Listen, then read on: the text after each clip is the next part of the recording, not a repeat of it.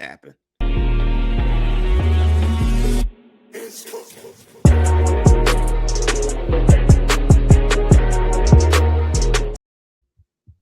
Ladies and gentlemen, welcome to another edition of the Kayfabe Podcast. This is episode 78. I think should be 78. I think it's 78. Yeah, we almost to 100. We are 30 episodes. We are 20 something episodes away from 100 episodes. That's pretty awesome. That is Steiner. Yeah, that's Steiner math. You know what I'm saying? I don't do math after 3 p.m., man. So that's why I'm feeling the way I'm feeling when I said that. I get it. But we got a great show for y'all, man. We have a good show. I'm sorry. I was reading the comments. We have a great show for y'all today, man. We are finally getting into the writer's room for Liv Morgan, especially with some of the stuff that we do have to talk about that transpired this week on wrestling. So we are going to be, of course, recapping Monday Night Raw, SmackDown, and NXT. We got a little bit of trending news, and like we said, Kayfabe Unreal will be happening today. But we want to at least get started on a couple of things with King of the Ring. We had some more qualifying matches come, fatal four ways, and I want to start off with Raw, but of course we got to go back to SmackDown first because of how Raw kicked off. As most of you know, there were a couple of fatal four ways that happened. We're going to only talk about one in the beginning, and then we'll get to the other one during the SmackDown. But Dirty Dominic Mysterio was a part of a fatal four-way match with a former Judgment Day member, and Damian Priest was also participating and felt the sting of the Judgment Day once again to pick up a victory, and then along with Braun Breaker Trick Williams as well in the mix. But Dirty Dominic Mysterio walked out the victor. Now, here's the thing, though. Although he is the victor, my man has a ruler. Boy. He has This is what awaits. His line delivery is amazing. Incredible. But thoughts on Dominic advancing and now having to go toe-to-toe with the ruler. Now, here's my question. That was my question. I'm so sorry. Let's do that first instead of throwing 100 questions. Honey,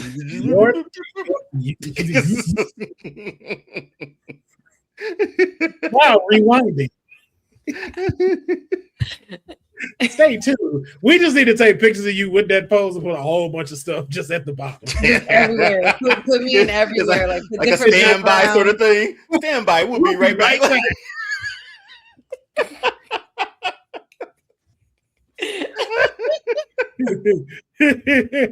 Just have us spin. Commercial break. Do another one jingle where playing in the background. Oh God. But Dion, man, let's start with you, man. Thoughts on this semifinals match? Oba, Dominic.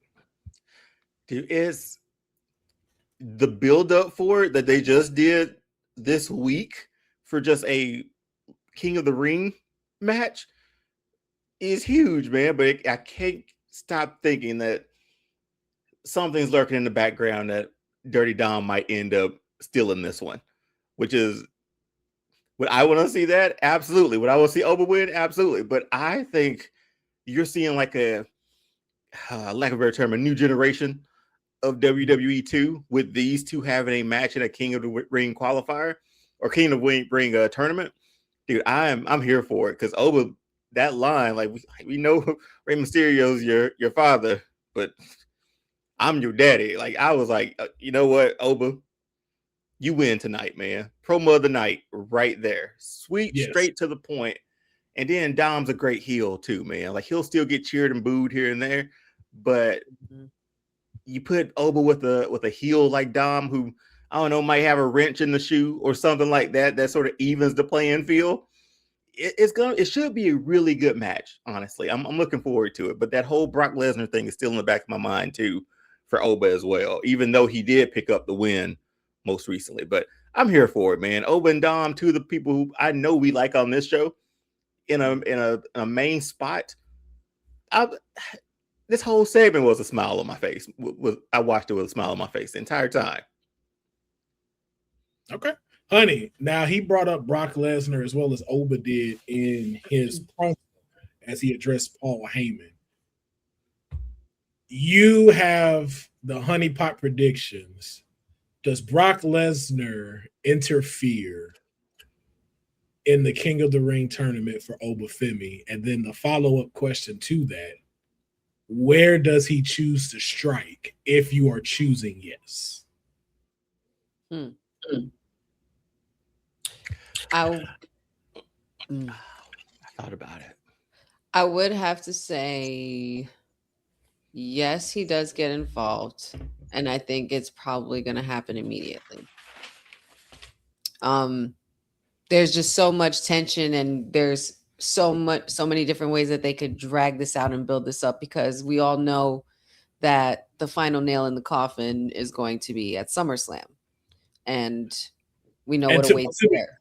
To be clear, though, honey, you're saying immediately for the upcoming match on Raw, or if, let's say, Oba make it to the final. So what you're saying, semifinals, this is where Brock attacks. Just to be clear. I think this is more so where we're going to see it's probably like the biggest surprise we get all year, where Brock has been the most consistent on a Monday Night Raw, you know.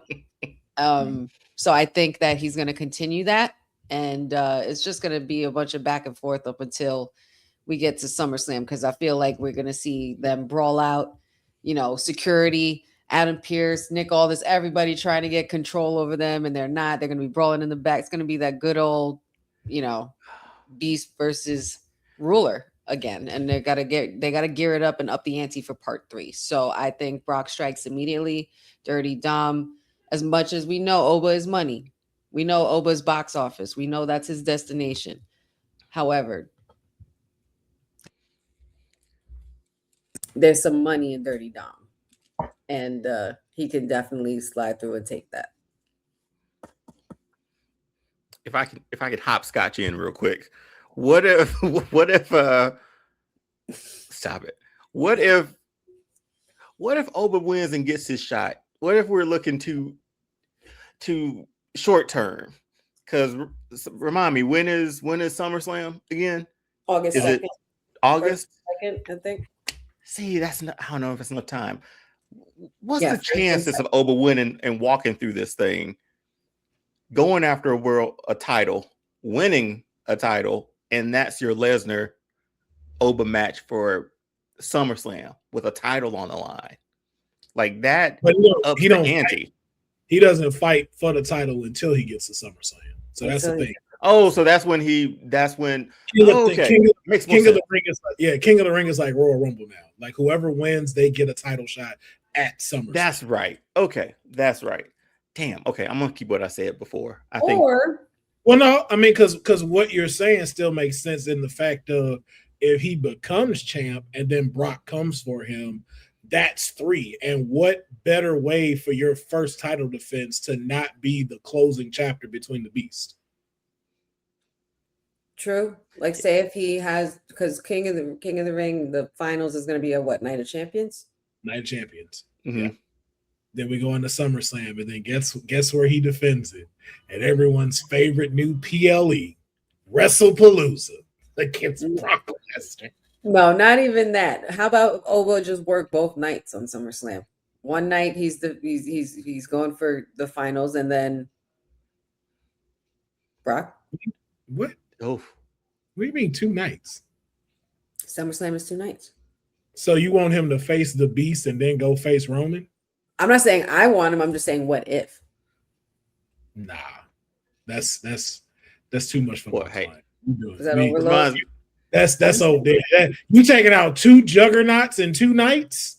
Hey man, that reminds me of a guy back here in Atlanta who, you know, won his first championship going through 2 matches. You know, Scott Hall was one of them. Then he took down, you know, the leader of the NWO, whose name we won't mention here. We can mention Hollywood here, but why not, man? And none of those matches are memorable, and I don't want that for. True. The Scott Hall, those were good matches, man. Come on. I didn't say they weren't good. They're just not memorable. 179 matches that we're not finna sit here and be like, yo, you gotta study the blueprint of what Goldberg did in that. No. Ain't nobody saying. Ain't nobody. And there's no master. Blueprint and Goldberg in the same sentence is pretty wild to me.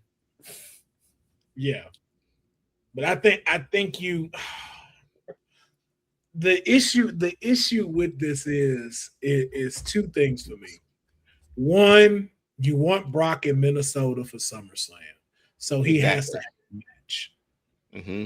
And it doesn't make sense for Oba's attention to move to Roman so quickly with everything else that's going on. Now, I'm gonna say where the tension works a little bit better between Roman is a Dominic, because Dominic has the Judgment Day to combat against the Bloodline. So now it's not just, hey, it's just Roman out there. Like, you got Dominic out there too. And Dominic has gotten amazing pops at SummerSlam, but there's other people that we do have to talk about that's in this tournament. And we're going to get towards those predictions. So that's why I don't want to jump too far into the rabbit hole. But we will see Dominic and Obafemi go up against each other in the semifinals of the King of the Ring tournament on the next upcoming Raw this Monday. So we'll find out exactly who's going to advance to the finals as we get ready for Night of Champions. Now, another advancement that took place on Raw. Liv Morgan competed against just a dream match created on 2K. Liv Morgan, Becky Lynch, Alexa Bliss, Chelsea Green, Fatal 4-Way. And what we thought was finna be Chelsea's night, old Liv had something up her sleeve. The champ wins and advances to the semifinals. Now, thoughts on how this is going. We already have talked about how we felt about the world champion being involved in King and Queen of the Ring. So I don't want to address that, but I want to address where you are right now with her actually advancing to the semifinals. I'm gonna let Honey get her thoughts together and let Dion go first again, because Honey, she got a lot to say. Why would you put her in this? And she's a champion. She has to win this thing, right? Like, I don't know. Like, it just feels odd that you have a champion in there, unless we're thinking more storyline than actual tournament for her. Because here's the picture. I just want to add this into your thought process. Yeah. Here's the picture that I've been starting to see. We don't have drafts no more, and a lot of people get to bounce back between shows now. We've seen that. Like, we saw Liv Morgan assist Dom on SmackDown. Right. So what that makes me see a lot more, even with Jacob going to Raw and facing Roman for the world title, Liv holding two belts and working both brands does not seem unrealistic anymore. And to have her as the champ versus Rhea Ripley as the champ at SummerSlam, and she has a win over Liv a Liv over Rhea at SummerSlam, books a pretty big ticket outside of Rhea versus Charlotte. You think that just because of both titles on the line?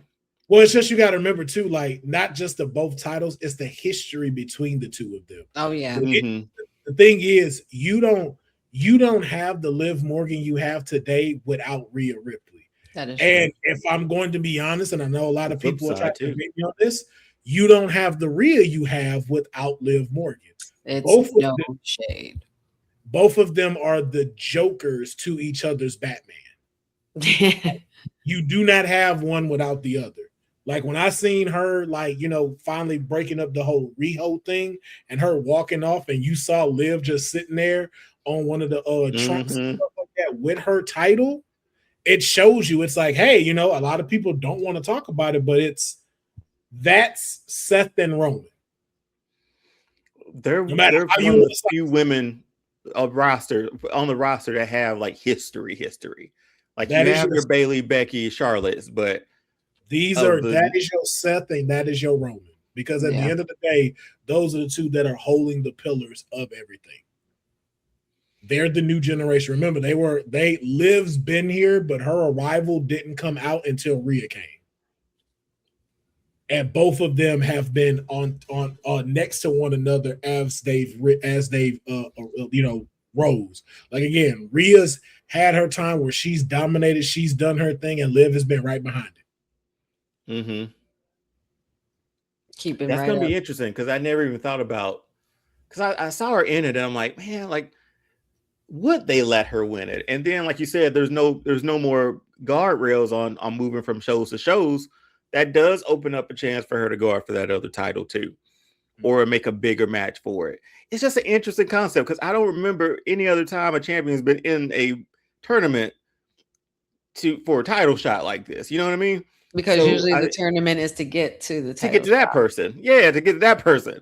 Mm-hmm. But I hope it sort of weaves into like their Justice League, good grief, their Judgment Day storyline a little bit too with Raquel and Roxanne. Know what happened with her and everything, but I don't know. I'm interested in seeing it now. Will, you've put that in my head to be like, I gotta sell 2 nights of SummerSlam.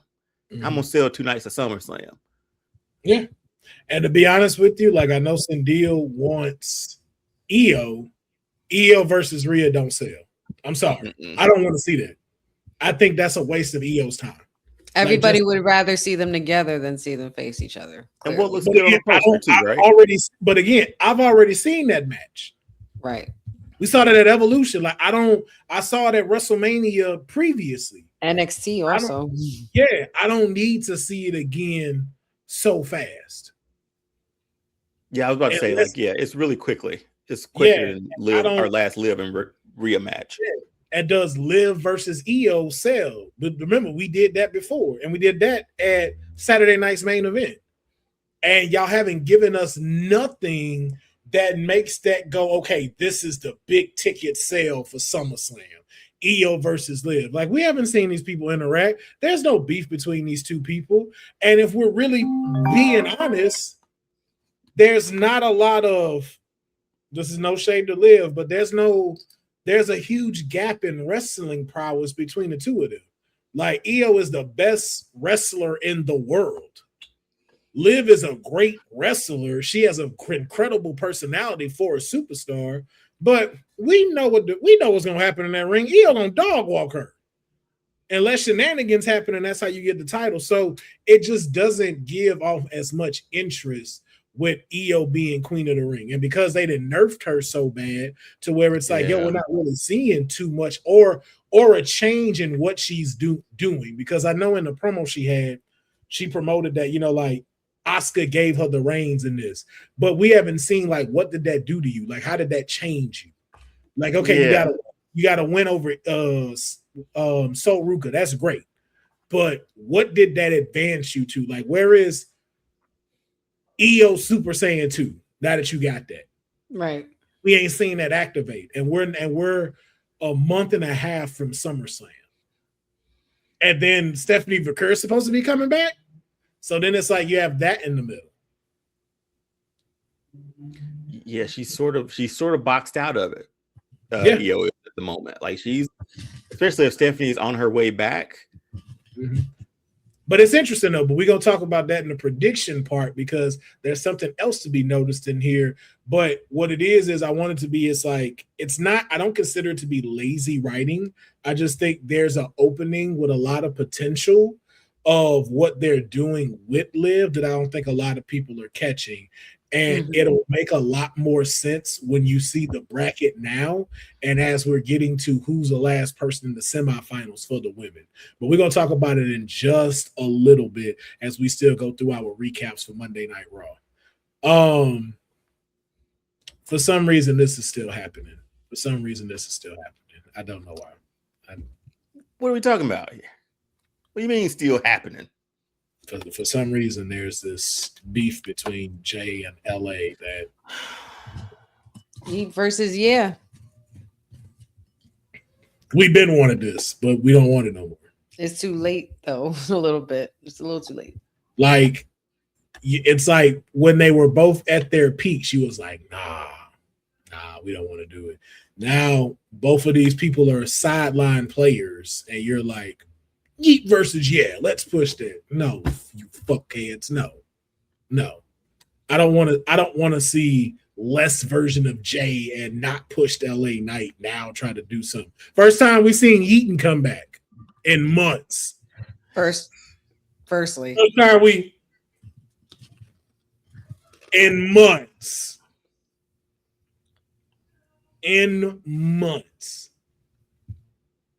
So my question is, why are we wasting two incredible talents?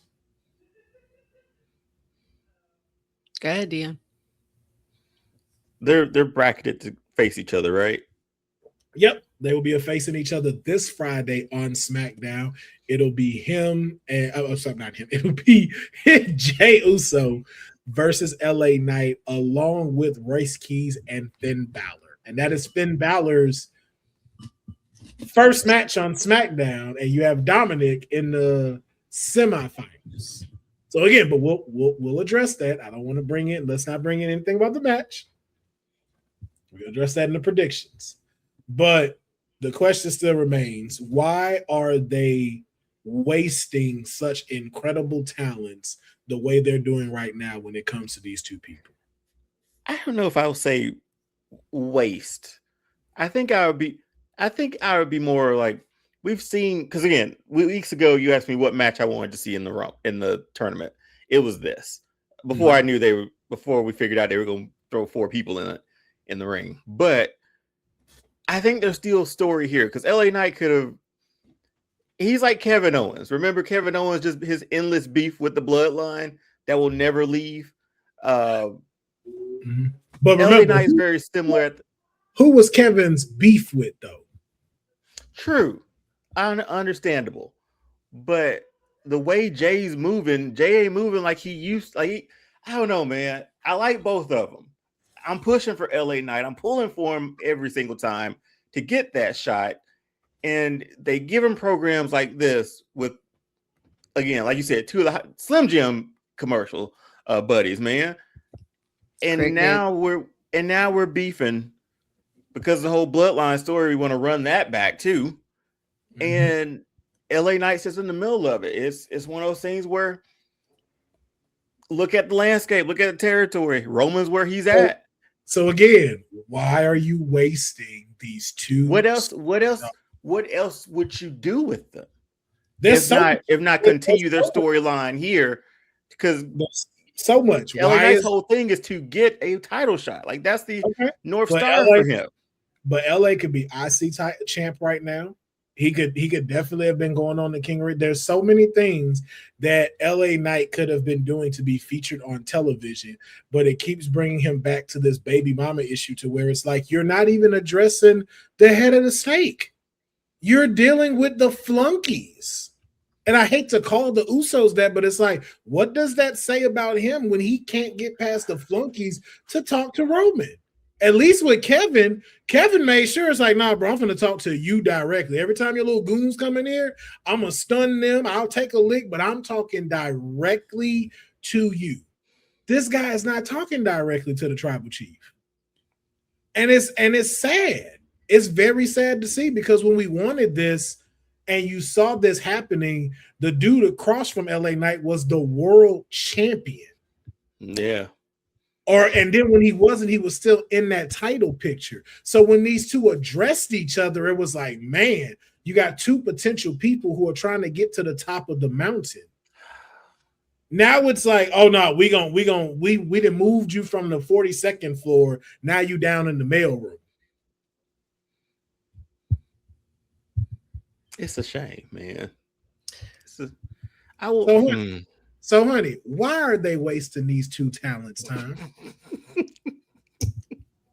Because they have no idea what they're doing, and they're just trying to find ways to give these guys something to do. I'm not sure what more you can do when you have somebody who literally has main event in his name, who literally was a world heavyweight champion a year ago.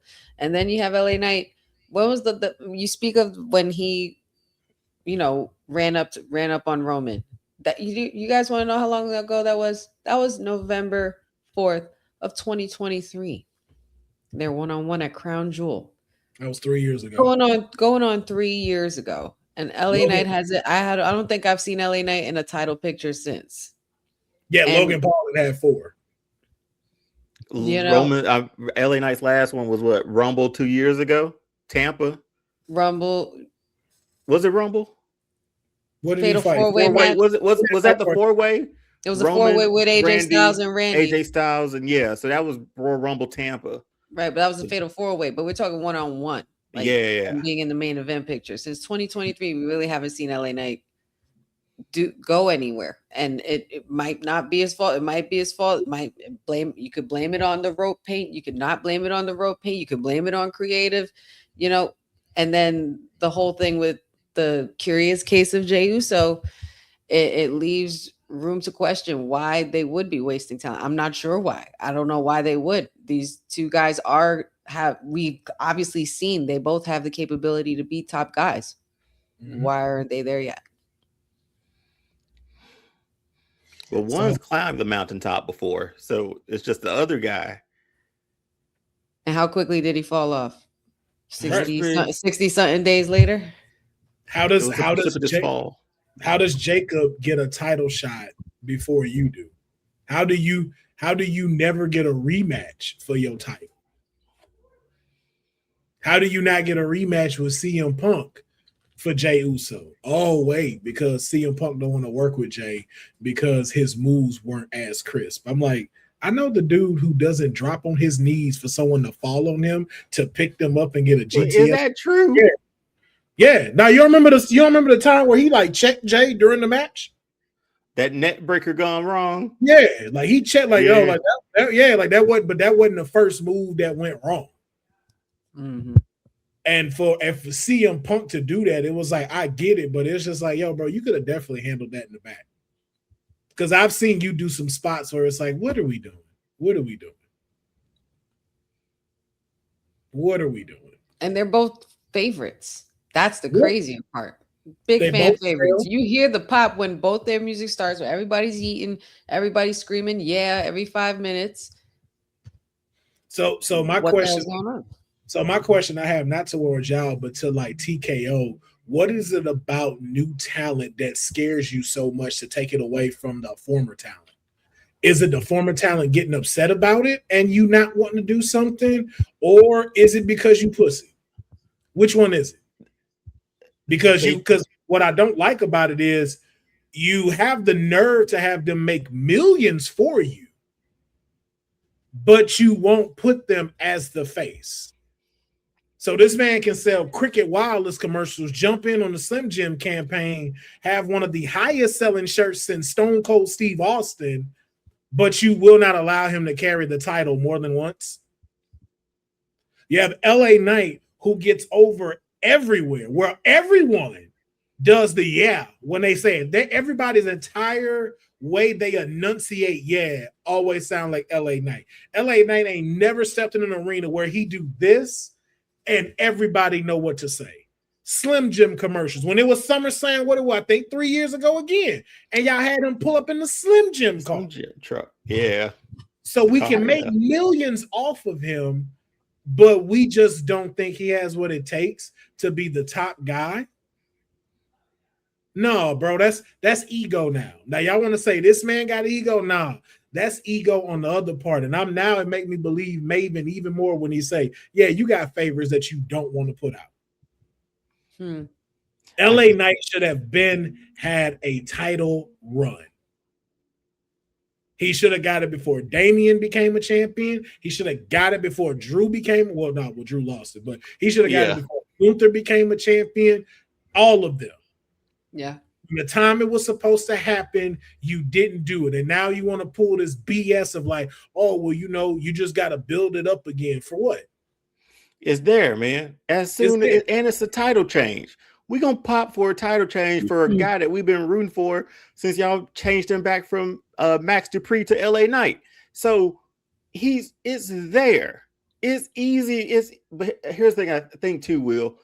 TKOW, whoever you want to say, they look at like the faces who they have now as like sure things, like guarantees. We put Roman on a poster with a championship, that's gonna sell. You put Cody on a poster with a championship, that'll sell. Like the constants are still there, but the constants have been there for far too long. Not saying that they need to like drop down or whatever, but it's just let's hot potato this championship every now and then, man. Like I know we loved Roman's 1,300-day run, like because we hadn't seen something like that before in like in our lifetime. Mm-hmm. But at the same time, that's done with. You had the story in there. We don't need to run that back. Now there's a chance to have some parity within WWE with Cody's title. You can have some parity there. With Roman's, like again, we talked about Roman. Once he got that chokehold on that title, this is what everybody else has to do. Like this is the outcome of that, unfortunately. And TKO sees him as like, again, he's the face. He's gonna sell tickets. He's gonna sell out houses. People are gonna pay hundreds and thousands of dollars to meet and greet with him. So that's what they're seeing. But as a fan on the other side, you're like, dude, how dope would it be if LA Knight gets a title run? How dope would it be if like Dom sneaks up and get a title run? Right. Oba title run, Trick title run. Like those are so many things you can play with, but they're just so, I guess, set in their ways. And like you said, with ego playing a part in it too, you're like, what does LA Knight have to do? Like what? Like literally, what else does he have to do? The only thing I could think of is in regards to what they tried to accomplish with this was they know that these are two fan favorites. They know these are two potentially top guys who can possibly rise to the occasion. It feels like they just put them in the ring, put a mic in between them and said, have at it and see who does better. I don't know. I just wanted to throw that question out there. So we'll see what happens because these two will also be in competition again with Royce Keys as well as Finn Balor in a fatal four-way to decide who will advance in the last spot for the semifinals of the King and the Queen tournament. Who's booking these matches, man? Like a fatal, like those. That's a good question. Hey, wait a minute. Royce Keys and Finn Balor, who just got like the rocket, like strapped back on his back after he shaved his beard and came out to his old music. Mind you, this is his debut on SmackDown, like coming to the roster, like first match. He was back. so over, and now he's probably about to lose this. Hey, man, I don't think so. Hey, listen, we're gonna get to that. We're gonna get to that. We're not getting off the rails on this. We're gonna move forward. The IC title is on the line against when Penta defended the IC title against a deadbeat ass luchador, Rey Mysterio, which is supposed to be a match everybody wanted to see. I wasn't a part of that group. I don't remember having a meeting about that, but apparently this is the match everybody wanted to see. The so-called greatest luchador, which don't make sense because Dom is. So I don't know why they call him that, but you know, Ray for some reason just can't let his child shine. Went up against Penta, of course lost because he's a deadbeat. And then the greatest thing to happen, because this is karma. This is what happens when you a deadbeat. The laws run up on you, take your identity from you. Ethan Page did. This was so interesting, man. Calm down. Pay that child support. Treat your son right. But then we also had an interference from Gable come in, man. Gable making his return to Monday Night Raw, being able to assist the luchadors and as well do his apology tour to allow the luchadors that he did disrespect with the El Grande Americano gimmick and trying to go on the redemption run. But what I want to know, outside of thoughts on the match, though, with everything we're seeing here, like, paint me the picture of like what's happening. Like, first thing I want to know, what is Gable's next move? We've seen he's done a lot of the apology. I think they said he has one more person he has to apologize to that I think Ray hinted at. Who do y'all think that is? Is it a person from the Luchadors or is it Alpha Academy that he's addressing? Like, who is this other person or this other group? I don't know, because I don't know. He said you have someone else that you have to, you know who else you have to apologize to? So who could he mean by that? Who else is remaining? It would have to be Otis, Tozawa, and Maxine. No, this technically kind of spiral. It's kind of, you know, how he found El Grande Americano, the whole mask thing, and dove into the dark arts of the lucha libre. It kind of started when he was spiraling out of control with the people that stood by him on that journey, and he kind of turned his back on them. So I would assume it would have to be Otis, Tozawa, and Maxine. Okay. Dion? Otis is a strong candidate because that was his number one guy, man. You know, that was his number one guy. But I don't know, like Rey wouldn't have told him to apologize to Dom. Dom was the one who started. He gave him that number. But that's the only one that makes sense. I'm trying to think about the people he disrespected for about a year, man. And I think he's covered everybody. But Otis would be the one because they were tight, man. Like they're true friends too. So that's the thing. So that may be something there where we can get Otis back in the spotlight a little bit with that one too. I think Otis. Right off the top of my head, I think that's all I got. I think Otis. But if I'm being honest, when it comes to like the whole, you know, like apologizing to Maxine, Tozawa, and Otis, I get it. I just got to be honest. Okay, I'm gonna let you finish. Go ahead. Don't apologize. Don't apologize to them. Do not apologize to them. You left for a reason. Motherfuckers weak. They holding you back, Gable. You was right. They were holding you back. Look at them. Ever since he left, they still ain't done nothing. No. Maxine stopped messing with them and became IC champ. Started messing with them again. You ain't seen it except messing with Austin Theory in the back. Useless. You left them for a reason, Gable. Do not backpedal. That was the best decision you could have made. What? Could you imagine? Because Chad Gable was a baby face right now, right? Could you imagine, like, if this was all for nothing again? Like, all of his apologies were just to, like, do it again and become Intercontinental Champion? Like, that sort of thing? Like, think about that switch to going right back to booing him.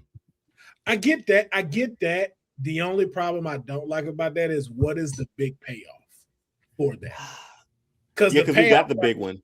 Yeah, we got the big one. And so the biggest thing you see now is that Chad knows how to perform in the ring. Like, that's what we got back. Like, he never lost that, in my opinion. Yeah. Like, that's what we get back. We get back him being this guy.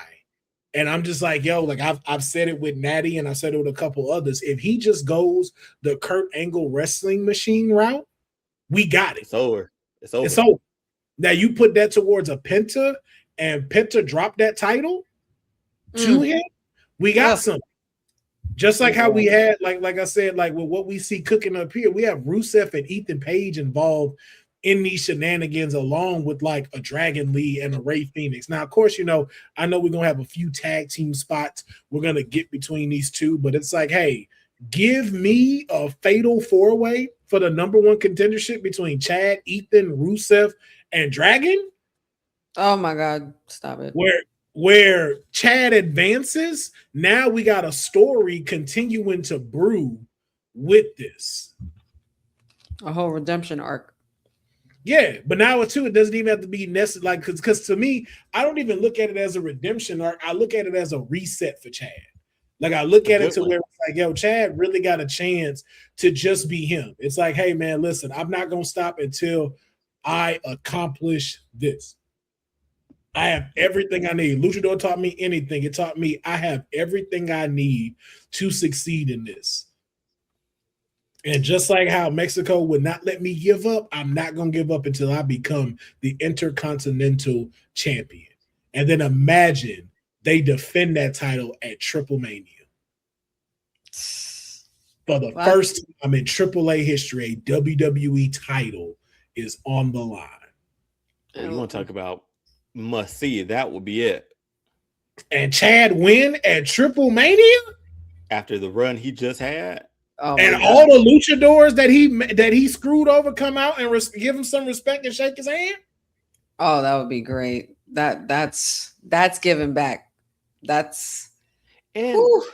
I mean, you're just happy for Chad Gable too, man. You know what I mean? Like he's come such a long way. I was literally Yeah. just thinking, I'm like, this man's literally been ready, willing, and Gable since 2016, bro. It's been that long. Oh my god. Gable's a vet, 10-year vet, towel. man. 2015, excuse me, NXT 2015, but came up later on.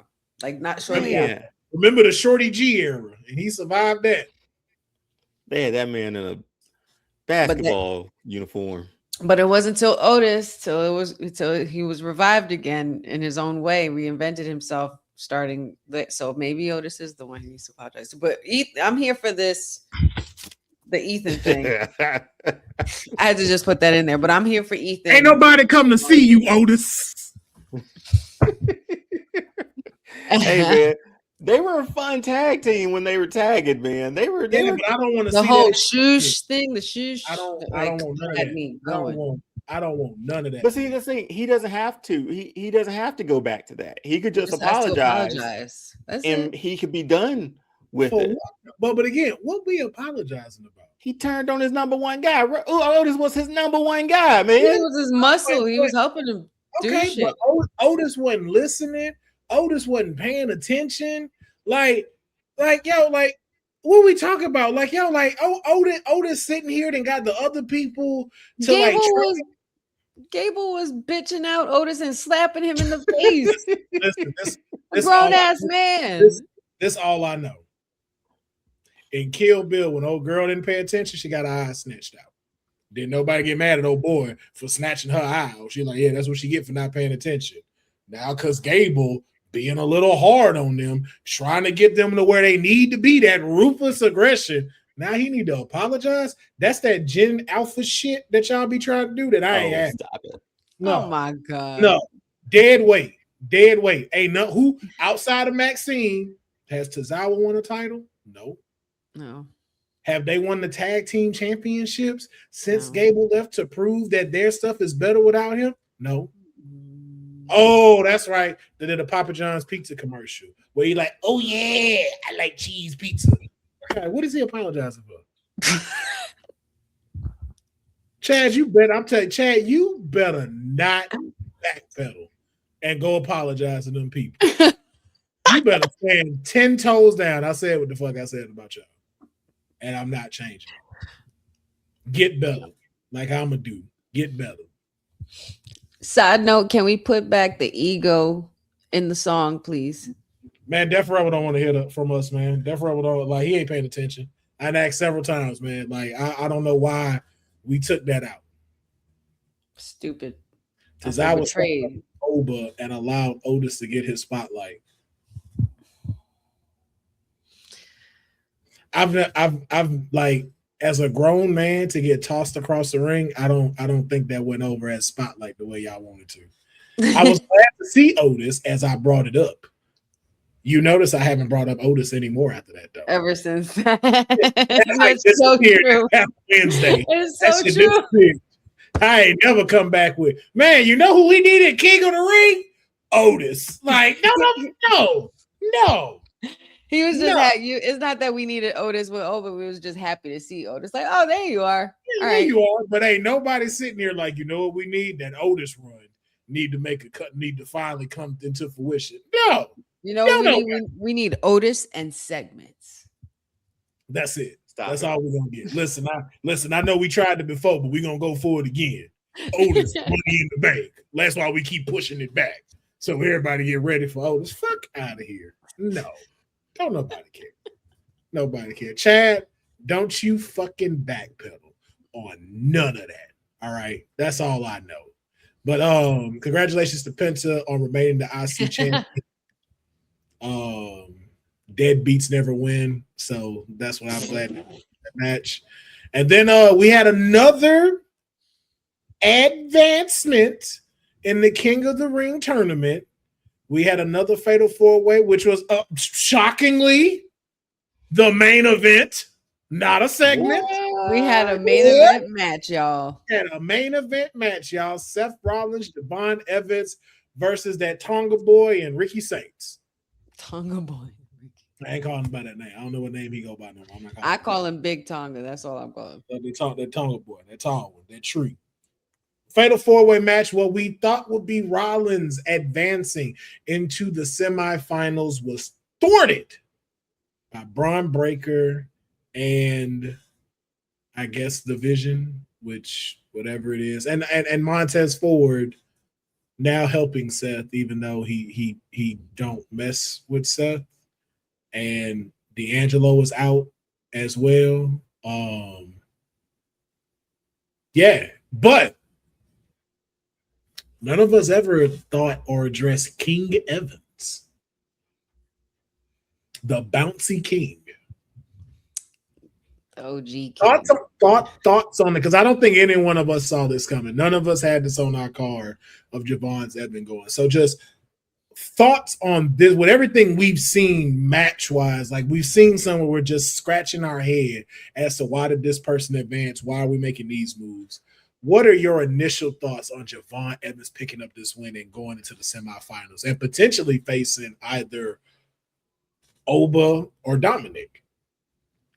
Honey, let's start with you.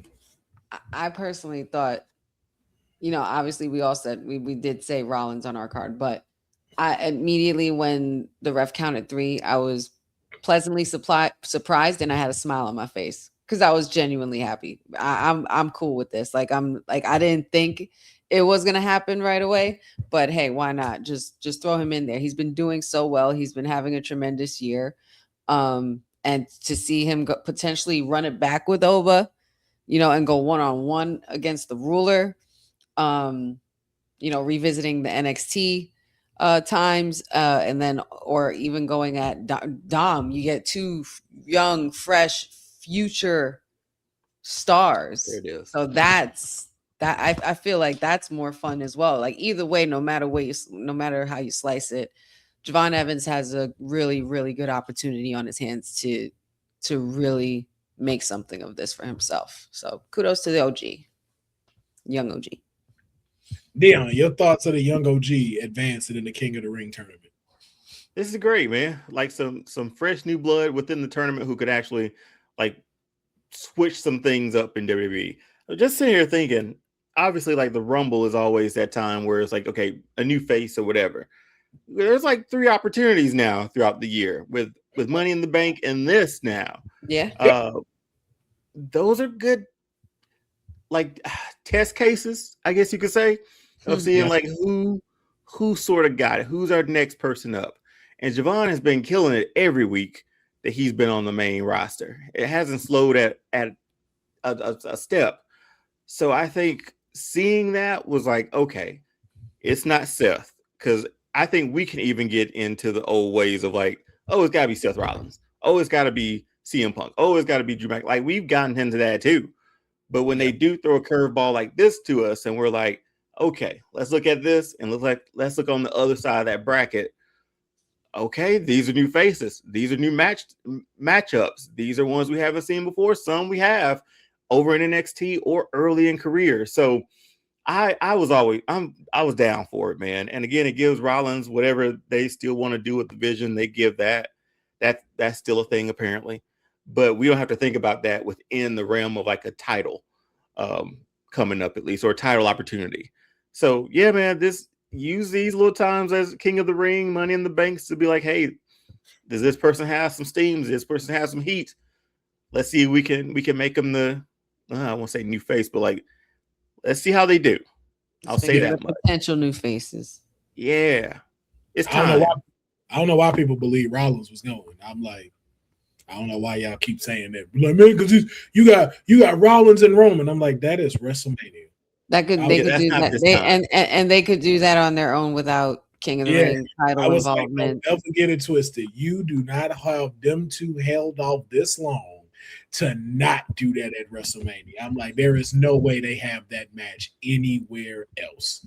I was so I knew that wouldn't happen. But I'm in agreement with both of y'all. Just to see new talent, he not gonna win because you definitely can't push Roman versus Javon at SummerSlam. You ain't there yet, bro. I'm sorry. We know that's not gonna happen. But also too, that's kind of a good thing that that's not happening because I like Javon Evans, and I would hate for him to win this. They do that, and then that'd be the only push they ever give him. That'd be it. Right. That's why I be so cautious about him. Like, you hear the ambulance, that would be Javon's career if he won King of the Ring. Because that's what's gonna happen.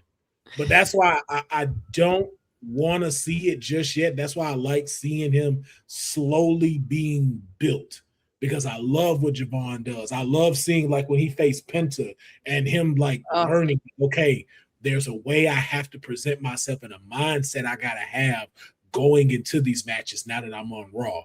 And you saw that in the King of the Ring tournament. You see him learning each and every time he steps into this ring. And that's why I don't want them to rush him so bad, because this is going to be one of the guys that's going to be a pillar in the next 10 years, 15 years. Like, this is not going to be another Ricochet effect. This guy has it. I just don't want them to try. I just, like, he's not there yet for y'all to do the whole catapult to the moon type thing, because we've seen so many of y'all put that strap on these people, and it hasn't been as successful as y'all wanted to. Right. You did it to Stephanie. Stephanie kept getting hurt. So now it doesn't hit like the way it used to. And you kind of changed everything that we do like about her. And then you watered down everything unique about her and gave it to everyone else, like a Rhea Ripley, to do. So I don't want to see the same thing happen to Javon, where it's like, oh man, it's this big opportunity, and then you never really see him on Raw except in backstage. Mm-hmm. Yeah, no, let him keep chasing, let him keep growing, let him keep learning, you know, and not for nothing, he's the one who's going to be waiting for whoever wins the other Fatal 4-Way, I believe, isn't he? Mm-hmm, so exactly. Depending on who wins that, that's going to be fun to even see how he goes with there, because you have all those 4 options, and all of them are great options. They are. So congratulations to Javon Evans in advance. And again, something we didn't see coming, which is what us as viewers enjoy to see. So we will see exactly who he's going to face in the semifinals this Friday in the last of the Fatal 4-Way matches. Again, it's going to be Jey Uso, LA Knight, Royce Keys, and Finn Balor. But we're going to talk about that in just a little bit. Now I want to move into I guess we talking about it now. The actual brackets. We're going to talk about the actual bracket. I thought I moved these, and I didn't. So, my bad.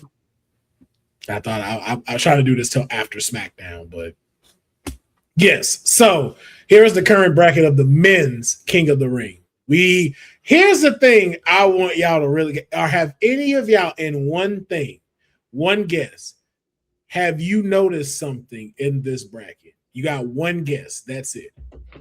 I'm going to give you 10 seconds to see if you see what I see.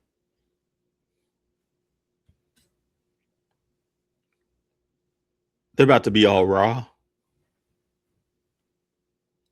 We have 3 Raw contestants in this match. The Fatal 4-Way is Jey, LA, Royce, Finn. And they have to go.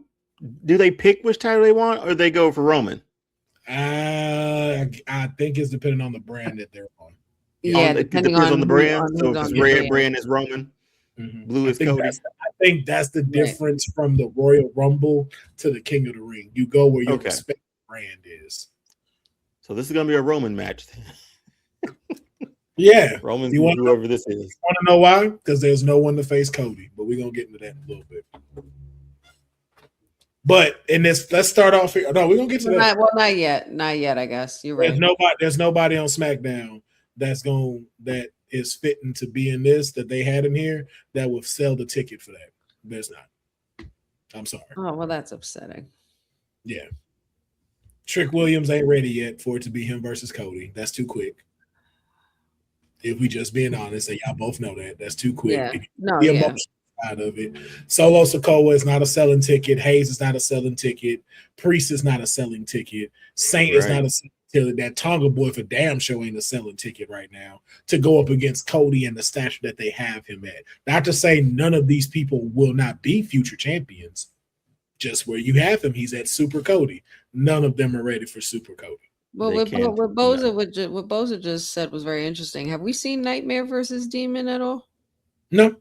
I don't think we've had Cody versus Finn at all outside of tag team stuff. I know we had AJ versus Finn. I'm almost positive we had Cody and Finn some kind of way. Almost. The ones I could be wrong, but I distinctly remember tag team matches that they've had. Tag team battles, yeah. Singles competition. They clashed for the World Heavyweight title. Tournament match. It was a tournament match. Okay, yeah, that's what it was. Yeah, okay, so we haven't seen it with that. But that's again, the only thing that would have money because of their Bullet Club history. Yeah, but if you look at where everything else is, so let's start this fatal 4-way first. Jey Uso, LA Knight, Royce Keys, Finn Balor. Who's the first one you can eliminate out of this? Like straight up, like, hey, we know this person ain't going. Unfortunately, I think it might be Royce Keys. I think it might be LA Knight. Dang, even Boza said LA Knight. Because I have an argument that Royce Keys could win this.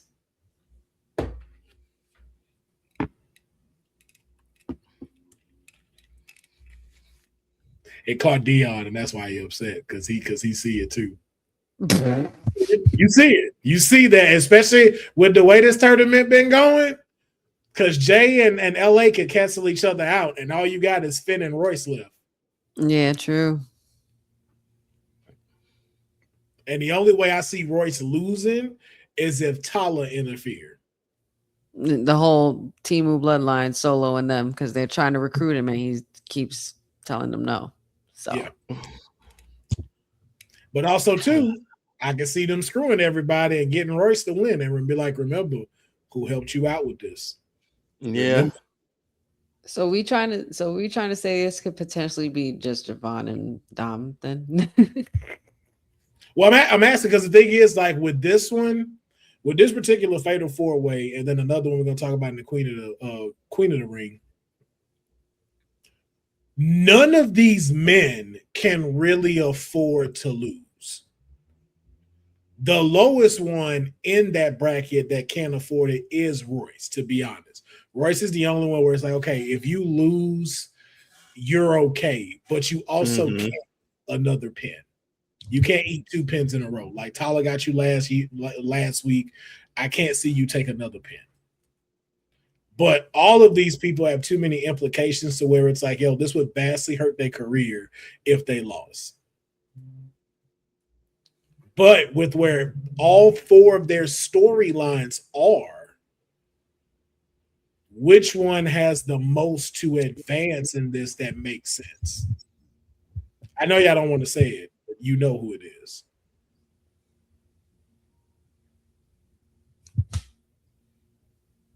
Are you saying Jay? You know it's going to be Jey Uso. You already know it's going to be Jay. I mean, if we're all going after Roman.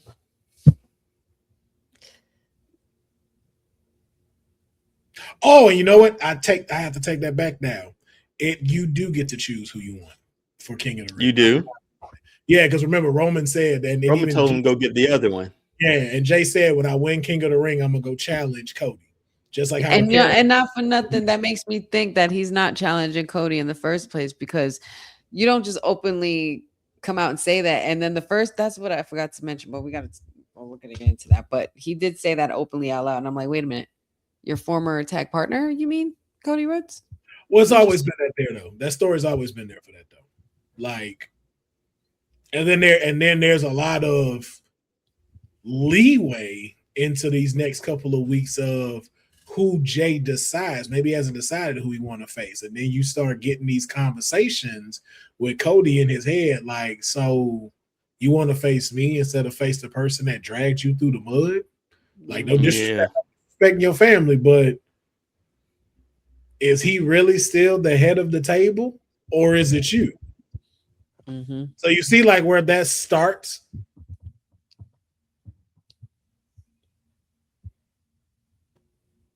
You drive a hard bargain, sir. That's just my pick.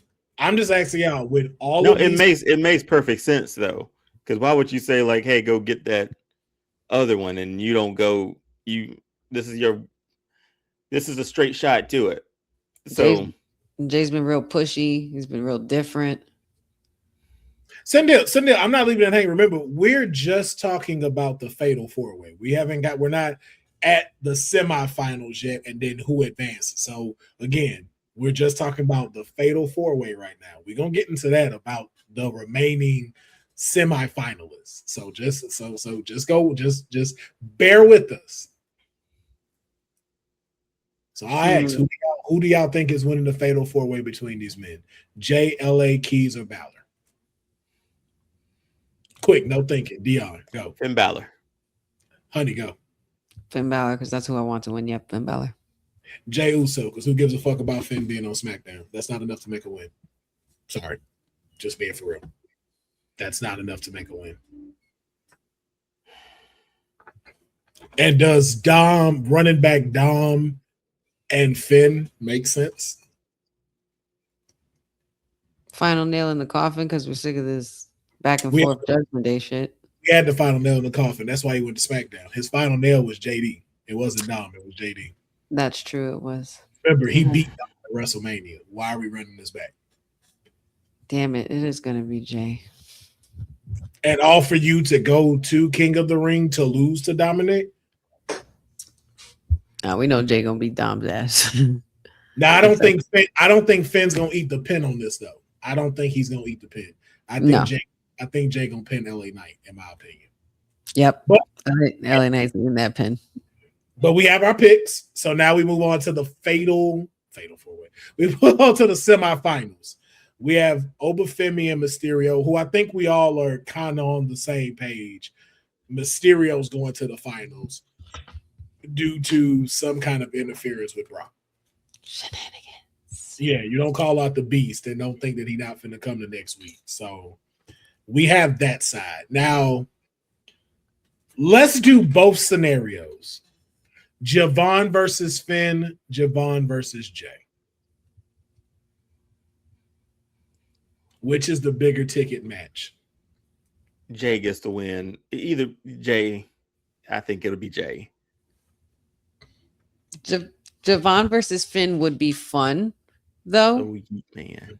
Because that would be, like a master class, with, the veteran Finn Balor and Evans being the young OG come up. I feel like that would be a really good match. But as far as what really sells and what the tickets are calling for, everybody loves that good old main event Jey Uso versus your boy being bouncy.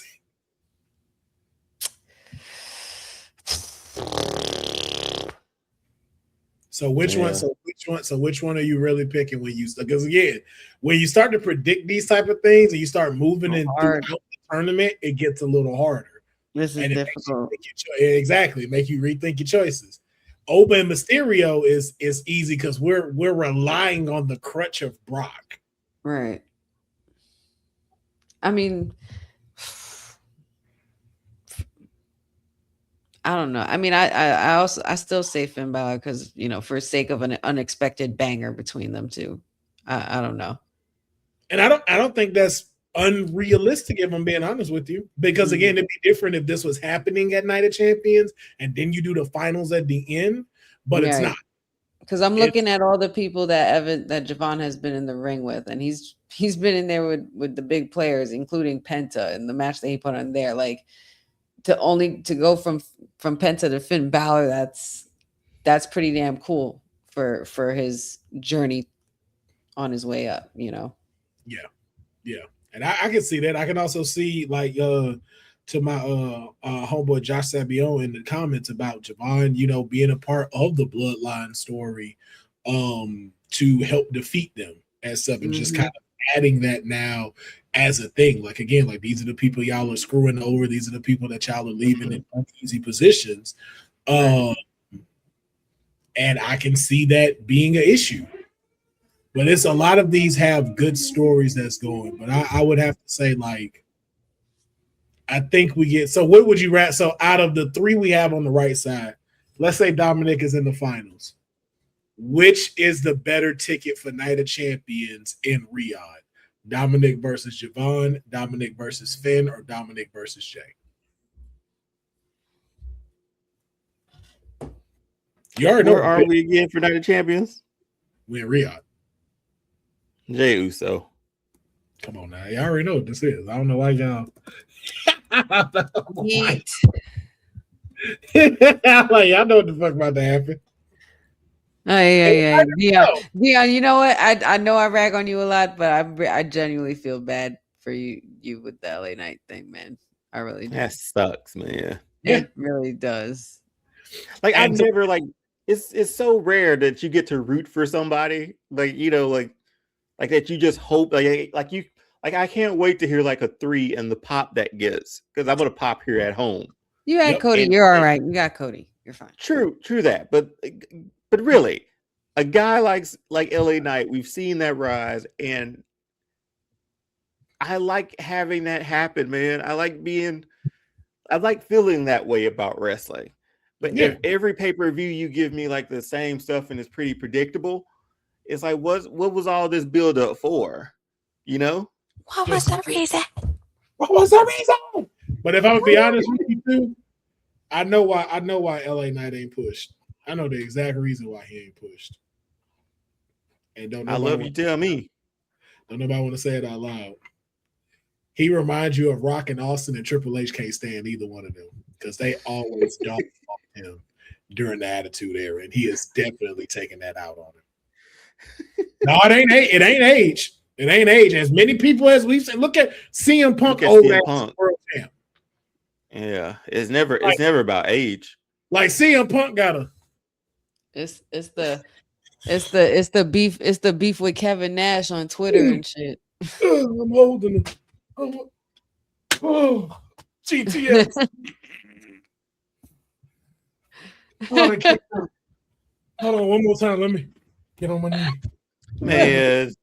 Oh, I thought that was pretty dope, man. Oh, 1, 2, 3. Oh, thank God, I killed cancer. Okay. Oh my God. Stop.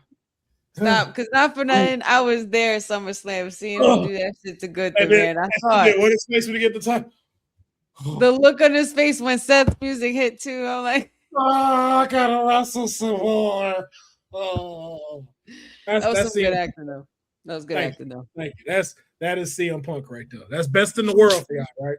That's best in the world right there. Shane McMahon. Yeah. So we're saying finals. TKO's version, Dominic, Jey Uso. Mm-hmm.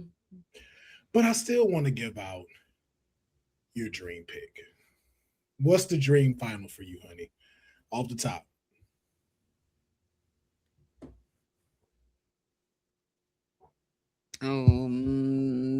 Yeah. Over Femi and Javon Evans. Okay. Running back from NXT. Okay. Dion, who is your dream finals for night for King of the Ring? LA Knight and of the people that we picked, or just no, your dream. So out of these, LA Knight, Dominic Mysterio. That'd been great. My dream one would be probably the same as honey, is Oba versus Jay. Oba versus Jay. That arena would light up. That world would light up.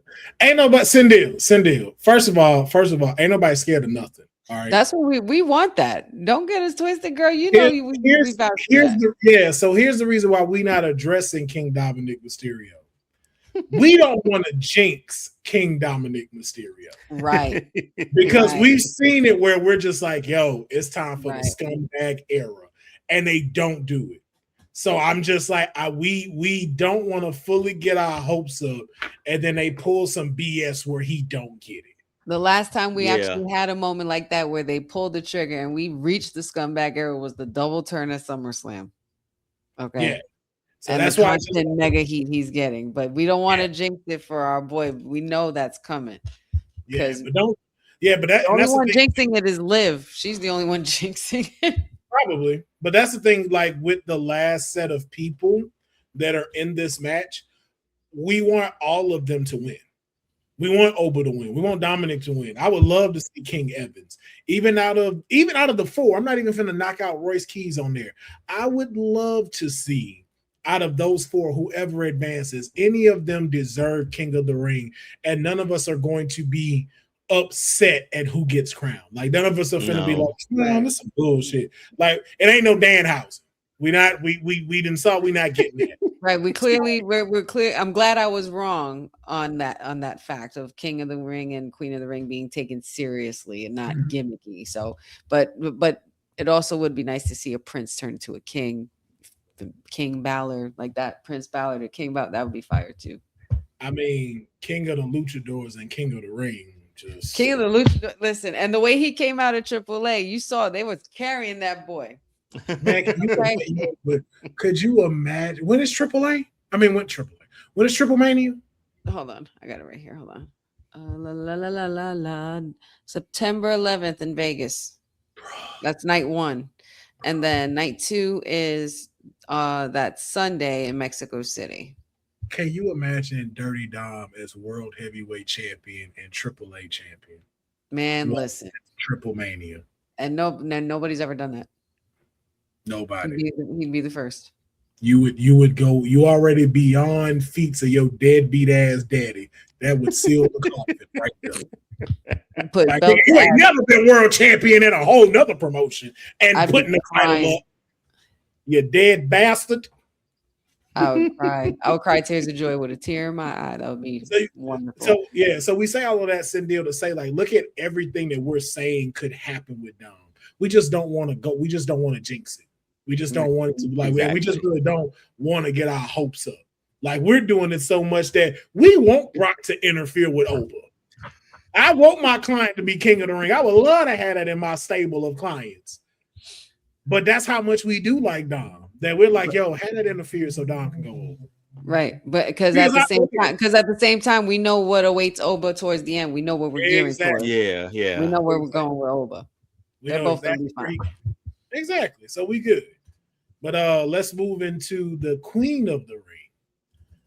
This was supposed to be shown after SmackDown because I was going to be talking about that. But we had the Fatal 4-Way happen on SmackDown this past Friday, which was Bayley, Raquel Rodriguez versus JC Jane and Kiana James, and we had Big Mommy Cool advance into the semifinals, and she will be going up against Io Sky, the Genius of the Sky, versus La Ruda, La Mas Ruda. But we still have a Fatal 4-Way left that will be taking place on SmackDown this Friday. It's going to be Sol Ruka versus Lyra Valkyria versus Charlotte Flair versus Jade Cargill. Now, the question is, before we get into the semifinals, who wins this Fatal 4-Way match between them? And do you notice another thing that was happening in the midst? It's happening. It's all Raw again. Yeah. So we're going all, I don't know if I should say that, but basically all Raw roster superstars for these semifinals. The way I was gonna just come out and say that, it was gonna be so bad. I was gonna say that a whole different way. We got to, yeah, we went all Raw. Going all Flair and Jade to me cancel themselves out because they're gonna be beefing in there. Lyra has a very big opportunity on her hands to advance. However, I just think for shits and giggles and fun, it's got to be Sol Ruka. I want to see Sol Ruka and Morgan go at it and live. That would be pretty fun. Okay, so you got Sol on this one. All right, Dion, who you got? Yeah, I was picking Sol on this one too, but I changed that when we started going through lists again. I'm gonna go with Lyra, man. I'm gonna go with Lyra getting this spot, man. Y'all call her names and all that stuff, man. I'm going with her. Who called her that? Y'all call that woman Bird Lady, man. Y'all she is a bird lady. She is a bird lady. You don't say Bird Lady, though. You don't say, she don't go by Bird Lady. She's a bird lady. A Valkyrie, a bird. Duh. She has feathers on her clothes. At least I didn't call her a bird girl. I call her a bird lady because she's a bird lady. And she's a lady. I got Lyra. A very sweet lady, too. She ain't trying to get us against Lyra Valkyria. Don't have her come on this show thinking we insulting her. Like, they be calling you bird lady all the damn time. Yeah. That is a compliment. Yeah. That's what I got for it. So she should take it further, have a split personality like the demon in Finn and go full like. Man, I'm waiting for that, like some full Black Swan mode, bro. Black Swan bird, like let's go. I want that. That's what I can't wait for. So y'all got that, man. I'm gonna be honest with you. I'm going with Charlotte Flair. I don't blame you. Liv versus Charlotte. That's money. That's a match. And there's longer history between those two. And we already saw Soul versus Liv when she first got there. So to have to run it back right now, there is a lot of stake in Lyra though. Like I don't want that to be taken away, and I see why Dion is picking her. We saw what she did in the last Queen of the Ring. So again, Lyra versus Liv ain't bad either. But I gotta go with Charlotte. I'm going with Charlotte with the hopes that Lyra picks up a win. But my final choice is going to be Charlotte. Now, with these in the ring, let's start off on the right side. Io versus Raquel. Who wins? No thought process, nothing. Who you got? Honey. Raquel. Big mommy. Raquel. Big mommy. Hands down. And this match is going to be good because they put on a banger already before. You good, Neon? I'm good. He was like, fine, I got it. Okay. You set us up, man. I wasn't finished. I normally pick who, like, hold on, who you got? I was like, no thought process, just say who you got. Raquel. Like,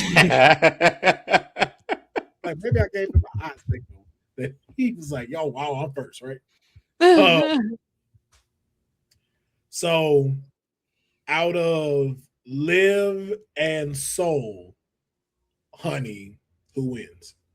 Liv and Lyra, Dion.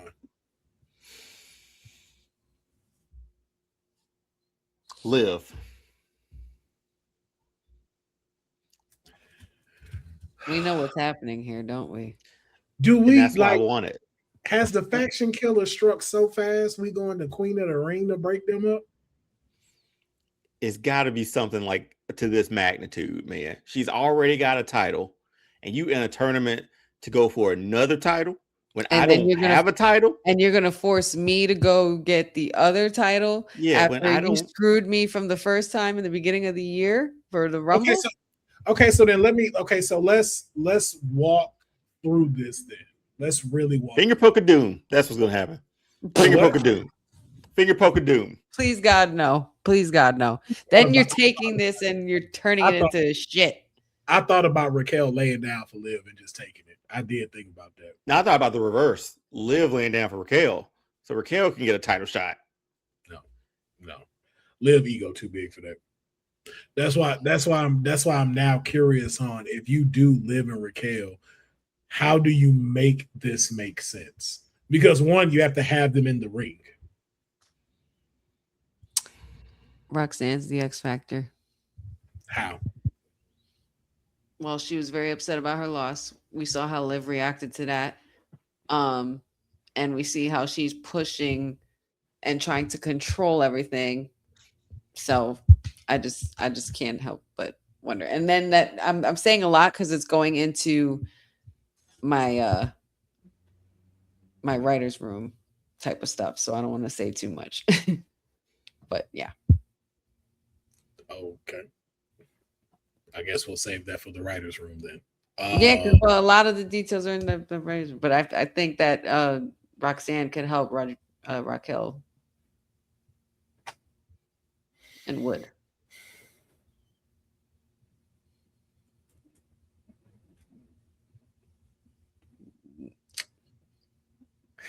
I don't think Liv wins this.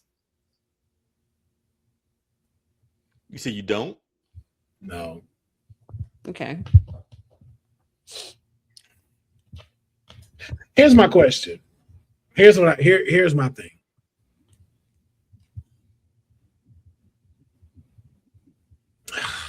This is difficult.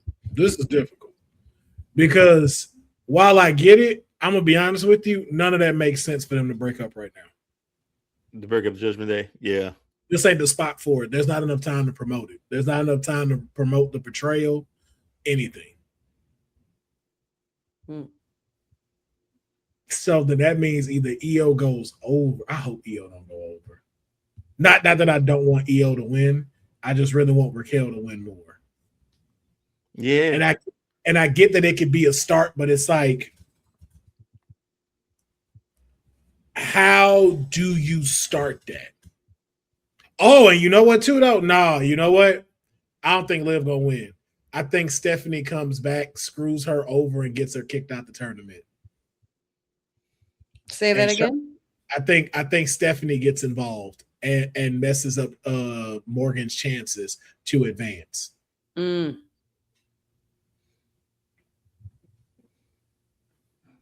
that's what they've been holding out on. And then you get Stephanie versus Liv at Night of Champions. Because you can't do Night of Champions and not have titles. Would not have a title online. Yeah. You're right. So while that story was great, it's just like, I just don't know if it's fully there for them to break up, if that makes sense. Because, like, especially like if you wrestle each other already for that, and then it's like now y'all got to kind of be in the room with each other again. Like, I don't know how you sell that. But now if you sell like Liv facing Stephanie at Night of Champions and then Raquel winning Queen of the Ring and Liv like trying to bait her into going to SmackDown to face to face Rhea, and then you get a Batista moment where it's like, and then the big boot to Liv, and then that's how Raquel go babyface. Now you got SummerSlam. See what I'm saying? Like doing it at Queen of the Ring it feel like it's a little too quick. Besides, we've never seen these two face each other in the ring outside of tag teams. Oh, you're right. And so for us all wanting to see that, them kind of getting screwed over on their stuff, I could see it. They should break up after Roxanne was Monday. Why does my client have to break up to win that? Can't she just win it? Quit trying to break up the Judgment Day. Stop being a faction killer like Honey. All right. Well, she's still around, man. She's still enough factions for 2026. Okay. Let's let her take a break and wait till 2027. Then she can start breaking up both factions after that. We can be like, break them up as much as you want, honey. You good to go now. But she done broke up enough. The shirt is full. It's never enough. It's never enough. There's still more to do. It's never enough for her. My work is never done. But we shall see who advances this Friday in the Fatal 4-Way against Sol Ruka, Lara Valkyria, Charlotte, and Jade Cargill, who we also acting like ain't a factor in this for some reason. And that I know, right? Like we just completely overlooked. Like the former Queen of the Ring ain't something to behold in this. So, and if I'm being honest, would not mind a Jade versus Raquel type match. That's and that's the thing. The matchups here are like you can do them either way you want. Like your final is going to be really good. Oh yeah, with this one. So I don't think there's a lot of pushback on this one for a lot of people. I think it's like whatever happens with this one happens. But if it's the Liv sort of deal with the storyline, you're right. Maybe it is a little too soon. Maybe it is a little too soon to do it. But it's so hard to say too soon with the Judgment Day when the Judgment Day has been around for a long time. But this iteration of the Judgment Day is new. So give it some time, but it's gonna happen eventually. Mm-hmm. One would think. But if I'm being honest, TKO might let her be a 2-time Queen of the Ring just so we get Rhea and Jade one more time. I roll. I know y'all hate it. Was I on here when we talked about? No, I was on here for when y'all talked about that match. No, you were here that Thursday. Yeah. Yeah, you were coincidentally gone when we talked about Cody and Gunter, aka Yeah, well, we're not going to talk about that right now. Why do you even bring that up, man? Okay. Yeah, you weren't. Yeah, because you weren't here to bring it up. Yeah. You coincidentally couldn't make it that episode. Otherwise, we would have asked you, Dion, what do you want to talk about? What else we got, man? We'll get to that. Because you know it's on the list.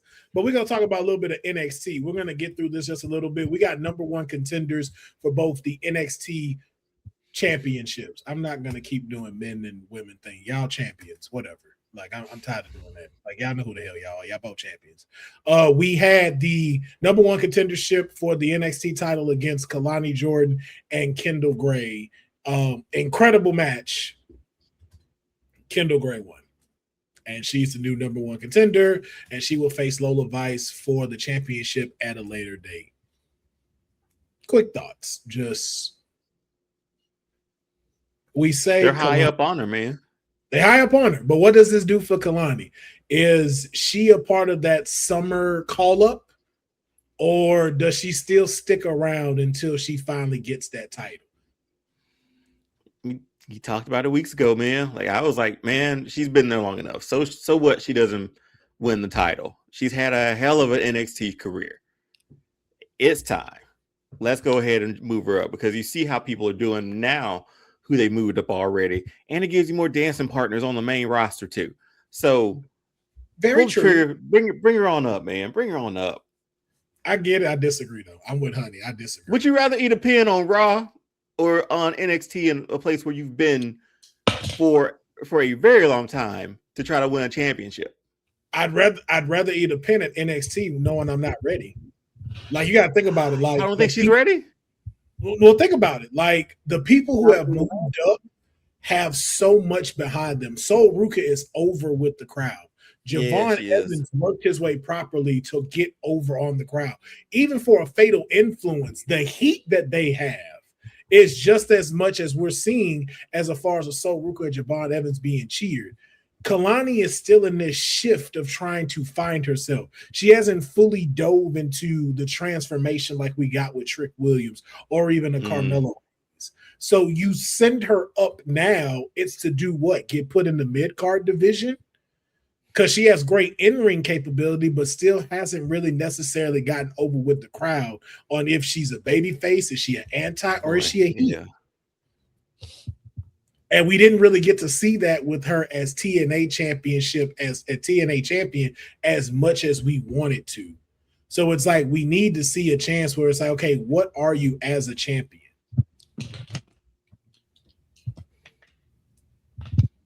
And I just think Kalani still needs some time in doing that. Really? Okay. Even to Josh's point in the chats, he forgot Kalani was there. So now you put her on a main roster. She's sitting back there with Ivy now, waiting to get a shot. She's gonna get lost in the shuffle. She definitely will. And then the fact that Lola Vice is the one who is the champion right now gives Kalani more fuel, because that's where technically this new version of Kalani started, and she needs to get that title. And honestly, for another stat, we haven't had a Black women's NXT champion since Ember Moon. Yeah, I think Kalani deserves to go for that NXT title. It's something Honey said last week. We need the her era. We need to see that. It has to happen here. It has to happen. Yeah. You have to have the same momentum your future husband had when he got here. Then you can move up, because again, like, this is someone that I'm like, I really want to see it come together for her, but I know she's still trying to find her footing as far as what her personality is, and that's the thing she just hasn't figured out. Like, what is it do I really want to be when it comes to this? And she hasn't found nothing that is fully like attached to the WWE universe, because we know what it's like when you're a face. It's very easy for you to get over. But it's like now the whole thing of just like trying to be like the little snobbish version of herself, like, none of you treated me right and stuff. It's like, we don't believe that. We don't believe that you. I need her to go full blown her mode, like the way Carmelo turned on turned on the whole division when they was booing the shit out of him when he turned on Trick Williams. Like, I need her to take people out. I need her to take people out. Yeah, I need you to get down and dirty. Like, I need you to take a lead pipe to the back of Kendall's knee and take her out for a few weeks. Like, hey, try to get your title defense now, little one. But take your ass back to the ball. Change the music up. Bump, crank up the nozzle on the attitude, and just make your attacks more vicious. Like, you're now showing like you're a good like you can tap folks out. Like, you could be a tap out queen. But like, let's show that. Like, that's why I say, like, I feel like she still needs time where she's at. I think she's okay because again, it's we can say she's fallen into the same footsteps as a JC Jane, and we have talked about that, where it's like, okay, is JC ever gone? Like, she'd have been here for years, but now look at how much patience to have for that has been a success for her now. She is one of the main talks on SmackDown. Like, how you get more airtime than Mia Yim and B-Fab? Yeah, man. You've pinned Charlotte Flair. You faced the WWE Women's Champion, and you haven't even been on SmackDown for a month. That's the same things that can happen with Kalani Jordan if you're allowed to give her a title run and really showcase what she can be. But for right now, it's going to be Kendall Gray going up against the current champion, Lola Vice. So we'll see exactly how that occurs as this story progresses. And then these two dudes gonna face the other NXT champion, and then it's Evil and Moonrock versus one another, and Evil won. And as you can see, everybody looking in their phones and looking down, no one cares. So we're going to push it on. Oh yeah. We'll see when Evil will face Tony D at a later date. But the main thing, now the Beast is back. Or is it She Beast? No, well, she got that title quick. That's real cancel like. Yes, we have a new NXT North American champion in Zaria. This past Tuesday, Tatum Paxley put her title on the line against Zaria, and Zaria reminded everybody why she got that promo she got before she got here. In swift fashion, we have a new person, we have a new champion. The plates are on the title, so this is not no fluke. They are completely invested into her from what it seems like. But I want to get y'all thoughts real quick on Zaria winning. Only thing I really want to know is, we know it was deserving. We're glad to see it and it being paid off. But now that she's champ, here is my question. Who is the person that should challenge her for this title? How do you keep this momentum going? Who does she need to be able to keep this going? And to just throw it out there, does it need to be a person? Does it need to be a particular match? Like, does Zaria come out and go, I'll take on 3 of y'all right now? And we building her like that, man. I mean, again, bro, like, this is I know people will have certain jokes about this, but this is the female Brock Lesnar. Essentially. That's what they're gonna book her as. She's gonna be the mountain that everybody else needs to climb, not the other way around. She's just gonna run through the division. Like, who wants it? I'm not mad at that. My pick for this, I think her first challenger should be Lizzie Rain. You think so already? Yep, her versus Lizzie Rain. Sickening. Oh. Mine kind of rhymes, but it's not going to be Lizzie Rain. I was thinking Izzy Dame. You gonna drop her from the NXT title back to North? Who? And we're talking Izzy's going for the main title now. Yeah, Izzy been eyeing Lola for the last couple of months. That's true. No, actually, no, I don't do that. No. And we're talking like rivalry, right? Rivalry or just next up? It's up to you. It's up to you. What do you? I don't want to put Lizzie Rain in that situation this early, man. You know what I mean? Lizzie Rain does not get hurt if she take a L to Zaria. I'm telling you now. But then I know it won't hurt her, but it's like, man, I don't want to lose either. Man, let's have some fun. Lose eventually, Mr. 79 and 179 and 0. That's never happening again, sir. Anyway, I don't want to see her to lose. I would think Nikita Lyons would be a good. Oh, sorry, honey. I'm sorry. Oh, no, go ahead. No, I was like Nikita Lyons. You think that would be? I mean, that'd be good for a great squash match. Formidable. Yeah, I thought so. Yeah, I'm always looking. No, as a match, yes. If you're talking about as a rivalry, no. As a I'm match, always looking at the roster when we do this just to make sure.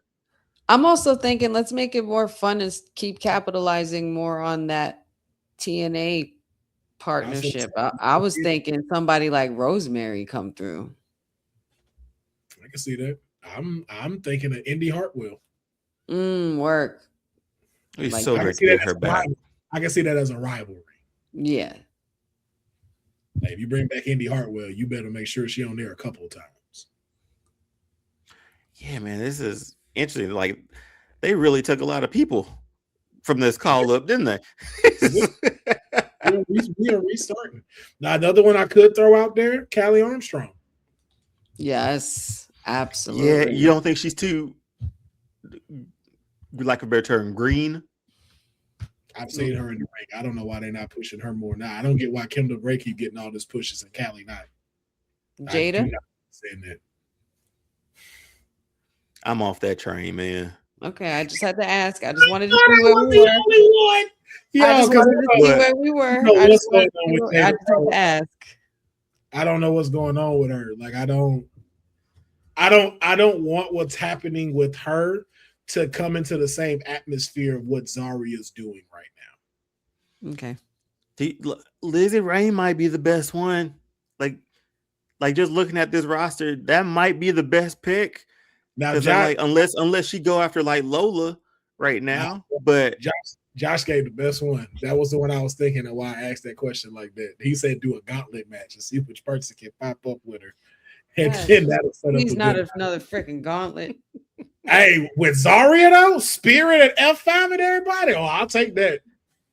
Okay, so, done a real quick side mission. The gauntlet I tried to do on 2K, hardest thing I've ever had to do on 2K in my life. We're not doing this with you. We're in an hour and 37 minutes. I'm not finna go off these rails with you. How far did y'all get though? Just let me know. How far did y'all get? I got to 12 before I lost. Showcase? No. You can do the gauntlet or the showcase. I chose to do the gauntlet first. Oh, I ain't even stepped in showcase to do the gauntlet. I did showcase. I'm not even done yet. Yeah, because you can unlock if you finish the gauntlet, you win 20 matches in a row. Through a gauntlet, you unlock everything. So you don't need to go through showcase. I kind of like doing it. But who you got to play with? You got to play with Punk? You got to play with CM Punk. I'm not doing that. On the gauntlet? Yeah, I mean, it's 12. On the showcase, you get to play as other people too. Yeah, I'd rather do the showcase in that case. I was like, I want it all, man. I don't like Punk's moveset. Like, and I couldn't take all of that. Like, I will say, side note, with all the people that I could play as on the showcase against Punk, I was that person to beat Punk because I can't stand Punk's moveset on the game either. I hate his moveset. Like, it's atrocious. All right. Ain't that bad. No, that's like, and I'm not saying that like towards him, but like there's a certain way I play with these characters, the way you learn grooves on it, and his is just so like it's off, and it's like because it's CM Punk was created better to play against than to play with.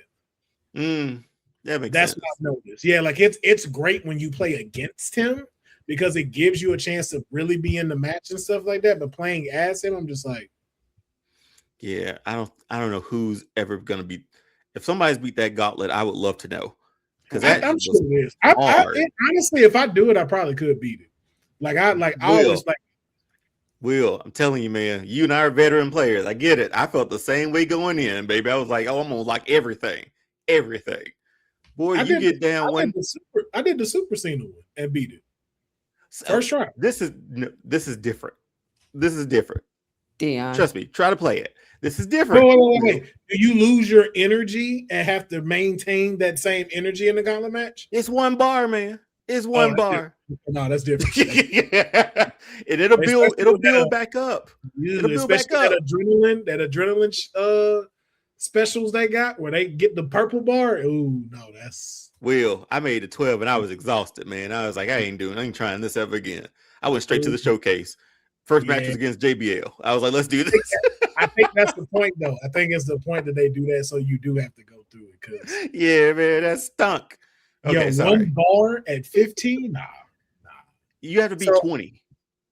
Nah, that's what I'm saying. But like by 15, like it's like, okay, this dude's essentially dead. Like, why am I using like Punk ain't finna do this? Like, what now? Just all bruised up, man. All bruised up. Like red all over, busted, bloody. Like, man, you for real leaning down now and picking them up. Like, this for real happening that way. This is the first time I scooted to the edge of the couch in a long time for a 2K game, man. You know what I mean? where you got to hit the stand up, where you got to. I got to kick out, man. That was me kicking out every time. Yeah, whatever dude got to stand up to play the game, we've gone too far. We've gone way too far. But now in the same spirit, man, shout out to Tatum Paxley for being a wonderful NXT North American champion. But the question I have for y'all when it comes to her, same kind of thing with Kalani. Does she now go after the NXT title, or is she a part of this summer call-up and goes to the main roster? How's her reception with the crowd? You would know better, Will. People love her. Like people honestly believe she should have went up when Soul went up, and the rest of them, that's the feeling. Javon and Oba, they thought she'd be one of those two that went up with them. Not yet. This one I don't mind. Tatum has her personality already, and Tatum is incredible in the ring. I think Tatum could find her footing better than Kalani would if she got a call up. And she's done it all already. Like, she's been NXT champion. She's been North American champion. Like, what's left for her? And look at her character, too. I don't think there's anything like her on the main roster. So especially Alexa not doing it no more either. She can shine with that. She can shine with that. Oh, Lord. What you got, Faction Killer? Why you not feeling it? I don't know. Did we really see, like, I don't know what it is about. I feel like they don't really take advantage of the women's side with the NXT and TNA partnership as much as they do with the men's. I feel like, I don't know. You want to do a TNA run? I don't see why not for her. I just feel like there's just something else missing for me personally with Tatum Paxley. She, like, I try to catch on to her, but I can't. Like, I'm not fully convinced about her moving up, and I feel like honestly TKO is going to ruin her gimmick. So that's why now I get it. I understand. That's understandable too. They ruined the Wyatts, and so she don't believe in nothing of these types no more. That's what that is. I mean, I get only the Wyatts. They ruined the Wyatts and Alistair and Zelina all on the weekend of my birthday. There was that talk about weird characters and stuff, right? Weird and spooky characters or whatever. Yeah. But she's a little bit more than that. I feel like, I think she found her perfect mix. Like, she really is like another Alexa. Like, I don't think because again, too, like, she can do what she's doing now and don't necessarily have to go to the dollhouse gimmick or anything else. But there's a lot that she's done that can come with that. Like, again, she's the first woman to be in a women's casket match. Like, that was the first time in history women have been in a casket match. The playground match, like, she shines on there. Like, I will always tell people, go back and watch Tatum Paxley versus Roxanne Perez at Halloween Havoc in a playground match. They were incredible. So that's why I say with a Tatum, I know she hasn't been like a full spotlighter, but she really is kind of like the Bailey of her class that she came in with. Like, she's accomplished everything. So that's why I'm like, too, like, and even like personality wise, there's something to behold her there if she went to SmackDown. Because honestly, too, I know we keep like pairing them and stuff like that, but this would be the perfect time where you have her and Blake Monroe become a tag team and go after the women's titles. If you just want to keep them protected and not have to worry about like when are they going to get individual shots or belts. But there's a lot there. There's a lot there for Tatum. But I can understand your restriction of it or your hesitation of it when it comes to her, and how the receiver. So the one thing I would say is not fully bumping her up yet due to Javon Evans' route. Like, let people see her a little bit. Let people like give us a few favorites we've already talked about. Like, I would love to see her. And before Alexa got rid of it, though, I love to see the two of them run it back together. Which also still works because even though she don't have Lily no more, she don't really do the dolls no more either. So we both kind of see these two new advanced versions of both of them. So you kind of have those matches there. You have her stuff to run back with Blake Monroe, even to go up against a Mia Yim. So it's like she's needed way more than we're giving her credit for when it comes to the roster. It's my PTSD. Sorry, y'all. I know it is. As soon as she said, I just don't say it. I'm like, I know exactly why she said it because they let the Wyatts go and Alistair. Anything dark and spooky, she finna be like, no. I just don't trust TKO with it. That's all. I think she'll be fine. I think Tatum will be fine. But shout out to having such a great run. Hopefully we see what transpires from it next with Tatum Paxley. But looking forward to seeing like what she does, man. I enjoy Tatum. Personality in the ring. She is so dope in the ring. And then we do move to SmackDown. Just a couple of things. Cody Rhodes versus Gunter. Who cares? Dion, your thoughts on this current rivalry with the WWE champion and Gunter? I mean, it's something to do, right? It's something to do, right? You know? It's something to do. That's what he just said about his WWE champion. Oh my God. Dion, to do. I can't. Well, the other guy on the other show don't even travel with his belt. So don't bring the tribal chief into this. Just saying. This has nothing. Don't deflect, Dion. This has nothing to do. We want answers because you weren't. And why you gotta travel with your belt? Not everybody travels with their belt. So what's your point? All I'm saying. Anyway, at least having that car with him. I don't know, man. And then we're rolling Sami Zayn into this thing too, which just grinds my gears even more. But it's you like, wanted Cody as champ. This is what you wanted. Yeah, that's what we got. Mm-hmm. And how you feel about it? And now you have things to do. Now you just have things to do. But you said too, Will, just looking at like that SmackDown roster too, and looking at the bracket for King of the Ring. Ain't they all Raw guys, man? Like, there's nobody over there that really whose fault is that, Dion? Has a good story with him. And whose fault is that? TKO, because we blame TKO for everything. That's who it is. That's absolutely right. You gave the right answer because it is TKO's fault. That is what I've been seeing with this and Cody Rhodes this entire time. The problem with it is definitely TKO. And like you said, just giving him something to do, because what I've noticed is that Cody thinks about us, but Cody doesn't get the final decision. Nope. So as much as I talk shit about Cody Rhodes, as much as we talk about stories, altering and whatnot, I have seen it and we've heard it.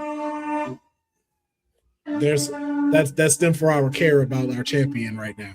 But I say that to say we've seen him willingly want to say, hey, I think I should drop the title.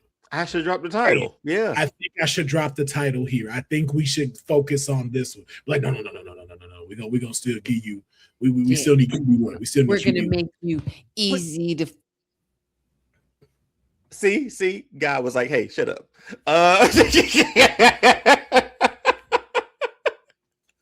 You set that up. That was you. I don't know how he said it, but he did it perfect. Perfect execution. Just like when he throw it up and he catch the pen like this and shit. He had it. But I'm sorry I said shut up. Shut up, honey. I'm sorry. I apologize for that. No, you don't. That prime came out. I should have said, like, be quiet or something. I do not. But anyway, that prime time came out and you're like, shut up. Not tonight. I do not accept I am sorry. I truly am sorry. But I am. I feel really bad I said that. But with what were we? Cody and TKO, right? Yeah. Like he can still be QB1 without that title, man. Like he's Cody Rhodes. Like you can still sit him to do media and stuff like that. Can he be QB1 without the title? Can he be? I think so. He can still be a face without it. If we're gonna move this title around and get some different matchups, or let somebody else run with the title for a while he chases, or while he goes off and does something else, whatever that might be.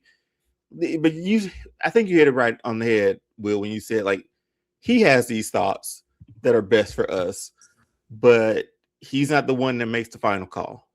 No, and that's the same. And he's a team, and he's a player, and he goes out there and does what he needs to do. Mm-hmm. So that's why I say, as much as we still will bash Cody Rhodes when we need to, but I think when we've talked about when it comes like with him or like the whole Becky Hogan thing, I'm just like, I don't think like how we used to talk about Hulk Hogan. It's not the same way like how it used to be. These are not the people who are making these decisions, but they're doing the best with what they can for the decisions that are being given to them. So it's like this is what we're seeing with Cody Rhodes right now. It's like we don't want this no more. We want a new champion. We want to see Cody do a chase. We want to see something else. But y'all are so hyped on going, whoa! We got to keep him champ. We got to keep him champ. But that's TKO too, man. They're like, again, they're playing, they're making sure they're hedging their bets. They're like, how can we make the money that we keep making? How can we do this? Get the eyeballs that we keep getting eyeballs for? Cody Rhodes and Roman Reigns have to be champions. Those have to be our top guys still. I'm sorry. I'm going to take Roman out of it. We'll just talk about Cody. So Cody, he's the guy. I just said I'll put Roman out of that and focus back on Cody. See, you too hot right now to just hear like the words that I'm saying. Me? Yeah. It's that New York heat that got you all discombobulated right now. Let's listen to what I'm saying, honey. Just listen to what I'm saying, okay? Okay. Hey, I'm feeling some real obsession vibes right now going on. All I'm saying. So I need to listen. I need to listen, huh? That's what I need to do. I was like, I'm being so rude, honey. I apologize. I really do. Do you guys remember where we were last year with Cody Rhodes at around this very time? Do you know that around this time Cody did not have the damn title because he had lost it to John Cena in WrestleMania? And we remember just before that time we were saying the same thing. We're getting tired of this shit. So we had a nice little summer of Cody without a title, which was nice and fun because he was on the chase again. And then he got it back for SummerSlam. I think that's what we need to look forward to. I'm sick of this man with his belt. And I'm tired of your shit, Dion. I'm sick of Roman with this belt. Nobody's sick of Roman with the belt. Nobody's getting a title shot with that guy with that title. I'm sick of Roman with the belt. And that don't even have to do with Roman. That again has to do with TKO. You've made Raw too predictable. That's why I don't want to see. You make wrestling too predictable. You make WWE just Monday Night Raw. Because again, like a curveball with Cody could happen. Like Gunter could beat Cody and get that title. I don't see nobody doing that with Roman. I don't see no upset with Roman where it's like. That's why it was so good that CM Punk had the title. Because you could realistically see him lose. You could see him losing to Finn Balor, you know? Or giving it up to Finn Balor. Like we thought Braun Breaker was going to really beat him. And it was like, oh, dang, he didn't get it. And we that's saw what how that you went sort of- too. But see, but that's what you sort of want with your champion too. Like, yeah, like they're already like powered up to 11. I get it, but there's still an opportunity or a possibility for them to lose it. That's the best part. I think what I really want and what I really need is crash out Cody again. Cody need to crash out again. We need him to lose that title. We need him to crash out. She just won't heal. She just want to see a heel Cody. She tired. And that's what I don't get the appeal. I don't of a heel Cody. I don't. So here's my thing. Did you watch Cody when he left, when he was Stardust and went? I did watch his indie stuff. Yeah. So do you remember when he was heel back then? Yeah, he went over to Impact and did the heel stuff too. I'm aware. Did you see his Bullet Club Japan heel run? Here and there. Now I can't say I saw it fully. That's why. It's the same. Yeah, it's the same thing like Mayer missing the broken era of TNA. You have to see him. Yeah, you have to see him in Japan. Black leather jacket with the skulls on there and the guns. That's why she want to see that crash out with him in Japan was no joke. He was he was MJF before MJF. Yeah, so better healed than babyface. Huh? Way better. Better healed than babyface. Way better. Way better healed. That's how he reinvented himself all over again. So. That's how he became the Nightmare, literally. Yeah, because you got to think about it too, and he in Japan, so like that's a whole different breed of like what you got to do to be healed. That was like his version of the demon. Like Finn Balor's demon. Like, and you gotta remember, like to take over after AJ Styles started it, that's big shoes to fill. And he filled. And this is way before you get your Prince Devitt era. So it's like that's why I see like why a lot of folks want to see like the Homelander version of him. We know it's there. Yeah, but it's also too though, it has to be the right build up. And I say the only way you have that happens is he has to turn heel against Randy. Like it has to be him that brings that out of him. No one else can bring it out of him. It has to be against who? Randy. It has to be against Randy Orton. It has to be Randy that takes him to that place to hear the voices. Yeah, because there is no one left. Yeah, but not that there's no one left. There's no one viable enough to do it to make him turn. And because if you do it on Gunter, Gunter's a heel already. So it doesn't fit. We ain't gonna cheer Gunter. Yeah. and then the only other person it might do it for is Kevin. But Kevin's but it still doesn't impact it like that. Randy is a favorite right now. We still like seeing Randy.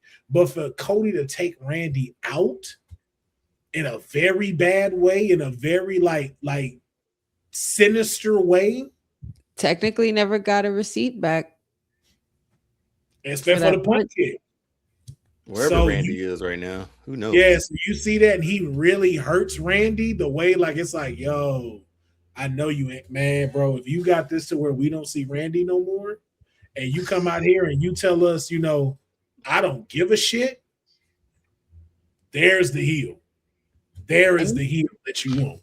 And you straight up told Gunter to his face, the ring general, somebody who we know should be taken seriously because we've spoken about it many times, but you straight up told Gunter to his face, you're just not that good enough. Like, that's not really becoming of a champion thing to say. That's kind of going towards the dark side and that whole easy to find, hard to beat. Like, you're getting real cocky on us now, Cody. Like, we giving you all these flowers, all these woes, and all this pyro, and all these championships, and all these defenses, and all these betrayals from your friends and stuff. And now you're just turning cold. But I will say this, man, give me the new Bullet Club. Cody Rhodes, Finn Balor, Ricky Saints, Royce Keys, Ethan Page. Bullet Club. Bullet Club. Boy, you can't tell me that against the bloodline. All right. Now we got something. That's war games right there. That's war games for real. Because you know what? Club and bloodline. That's what the bloodline is missing. Like a formidable faction, like a legit formidable faction. Yes. MFT, whatever. No. But it needs to be something. It needs you need a formidable faction or another team to go up against to say like, okay, we're banding together for this purpose. Not even. What does that look like? Not even just that purpose. Just to go like, hey, kind of like what Seth wanted to do with Division. I'm taking these guys. Here we are. I got my right hand guy, Ricky Saints. We got the best in the business, the number 1 draft pick to SmackDown, Carmelo Hayes. Then you have Royce Keys as the muscle. That's 4 of them. You ain't got to worry about Ethan for right now. But you bring in a Royce Keys, and then you got the whole Nation of Domination slightly with you as Owen Hart. What is it? Oh, you put Faction Killer ain't liking this at all. We over here building factions. Yeah. She was like, what year I'm gonna kill this off? No, I'm I feel like we run this till summer 2020. I said I did say that's a War Games though. Like it is. So after November is where it's let's go ahead and exit this out. Let's go ahead and turn this Wood Club faction over. Add it to the shirt. But we'll see what happens. Here's the Reaper. The Reaper. Cody Rhodes start hearing them saxophones. Hey,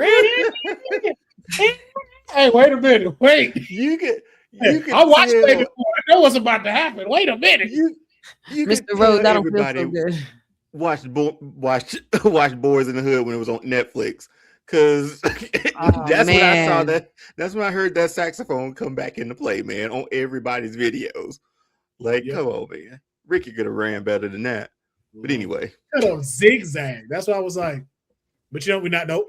You're not gonna do that deal. You're not gonna get me off the rails from 2 hours in. Nope. Already 2 hours, y'all. Ricky Saints, Carmelo Hayes up against SmackDown. Nope. Phenomenal match between these two. Just want to definitely showcase that while we were on here. As we've already talked about, Big Mommy Cool has advanced in the Queen of the Ring tournament, and we're hoping to see Queen Raquel advance. Then we had another faction get killed. Not my doing. Not my doing. This was definitely your doing. I've been remember you talking about Kiana James need to go solo. Because Giulia needed to too. How was we gonna think of seriously? Another faction gone. They're not even a faction. Hey man, if it's a duo, I don't care. It's a faction. It's the start of a faction. I feel like factions are 3 and more. Those are tag teams. Those are tag teams. It has a potential to be it. It has the potential. Someone else could get added into it and make it. You just don't like groups. Yeah. How? Group killer. Hello, what are we talking about right now? Bloodline. What are y'all saying right now? Honey. What are y'all saying right now? Do we have to rewind and put up a replay of your face when we were talking about Bloodline 4.0? You know you was that. You don't like groups. It's cool. Original Bloodline. Oh my goodness. It's okay. It's okay. Ever since they disrespect you with the Wyatts, it's been just loose for factions. We can't even talk about making one without it being another guy on that show. Well, you see what happened to Fraxium already, but don't even get me started. Fraxium back. Fraxium had an incredible. Fraxium went down to NXT again. Okay.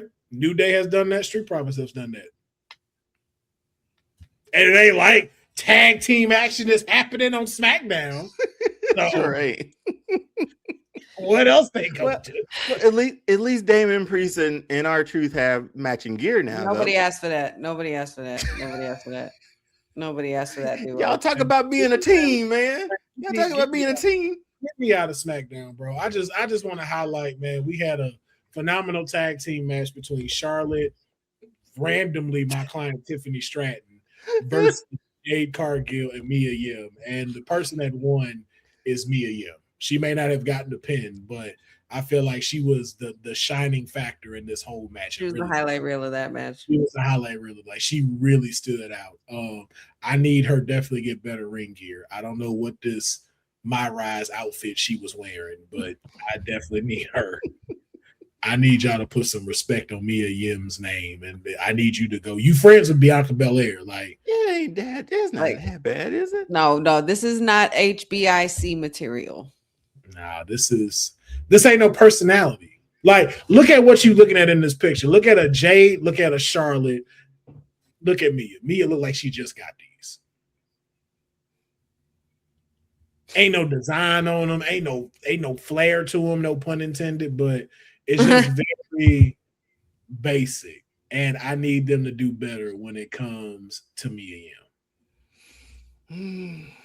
Because we now know that she can go. We now know that she has a great repertoire and she's very good in the ring. Almost thought she was joining the Judgment Day. You would think. It looks like it with the bandana, purple bandana too. So that's why I'm just like, let's make this a little bit better. But shout out to Mia Yim getting more camera time, man. I'm really happy to see her. For sure. So we're gonna move into some quick trending news because I know we got to get into the writers' room. So just to recap a little bit that's going on, Kenny Omega will be facing Nick Sabre Jr. at Forbidden Door. As you can see how Honey put her head down. No one seems to care. Huh? Zack Sabre Jr. What did I say? Nick Sabre Jr. Whatever, same thing. Nick and Zach is basically the same Trying to help my brother out. Oh no, that wasn't you. I was just, to me, Nick and Zach is the same name. It's just, yeah. But he will be facing Zack Sabre Jr. They have not faced each other in 8 years, and they will be facing each other one-on-one at Forbidden Door. So that is Somebody interesting. barricade that damn door, man. Just do it. It's forbidden. It's forbidden to close it. I'm gonna Looney Tunes that thing. Like, you remember how they always quickly put boards over the door? With the keep out. That's exactly what I'm doing to this thing, man. Got it blocked. Somebody just randomly Just opened it. open it up. What did I do? What did I do? What did I do? And then shout out to Swerve Strickland, man, advances to the finals in the Owen Hart tournament. I think all of us can say for ourselves we would love to see another era of Swerve as the AEW champion. So congratulations to him. We'll see who he meets in the finals very soon as they continue along with this tournament. Nikki Bella stated that she wanted to see she would like to face Liv Morgan and Rhea Ripley before she says goodbye. To WWE. Anyway, I'm really tired. Oh my god! I just wanted to highlight this one because this is definitely no yawn fest that happened this past Wednesday, man. At AEW Summer Blockbuster, we had my guy, the head of the infantry, Mr. Shane Taylor himself, taking on Jon Moxley and all his bitch assness that he just be doing way too fucking much, bro. You just Look at this picture of him, man. Just hey, sorry. man, hey, listen. He put up his continental champion. Again, I don't never trust a dude that wear a V-neck. Oh, I don't never trust somebody that wears a V-neck. I'm bad. I'm bad. That's what he said. I'm tough. I'm cool. I'm tough. I put tape on my hands and I cut people with barbed wire because I'm cool. I'm tough. Jon Moxley. Yeah. We got the Death Riders here, and the Death Riders I'm gonna put this title in a suitcase too, so you can't ever see it either. Just hey, y'all damn shame. But man, shout out to Shane Taylor, bro. Man, it was a fantastic and incredible match between the two of them.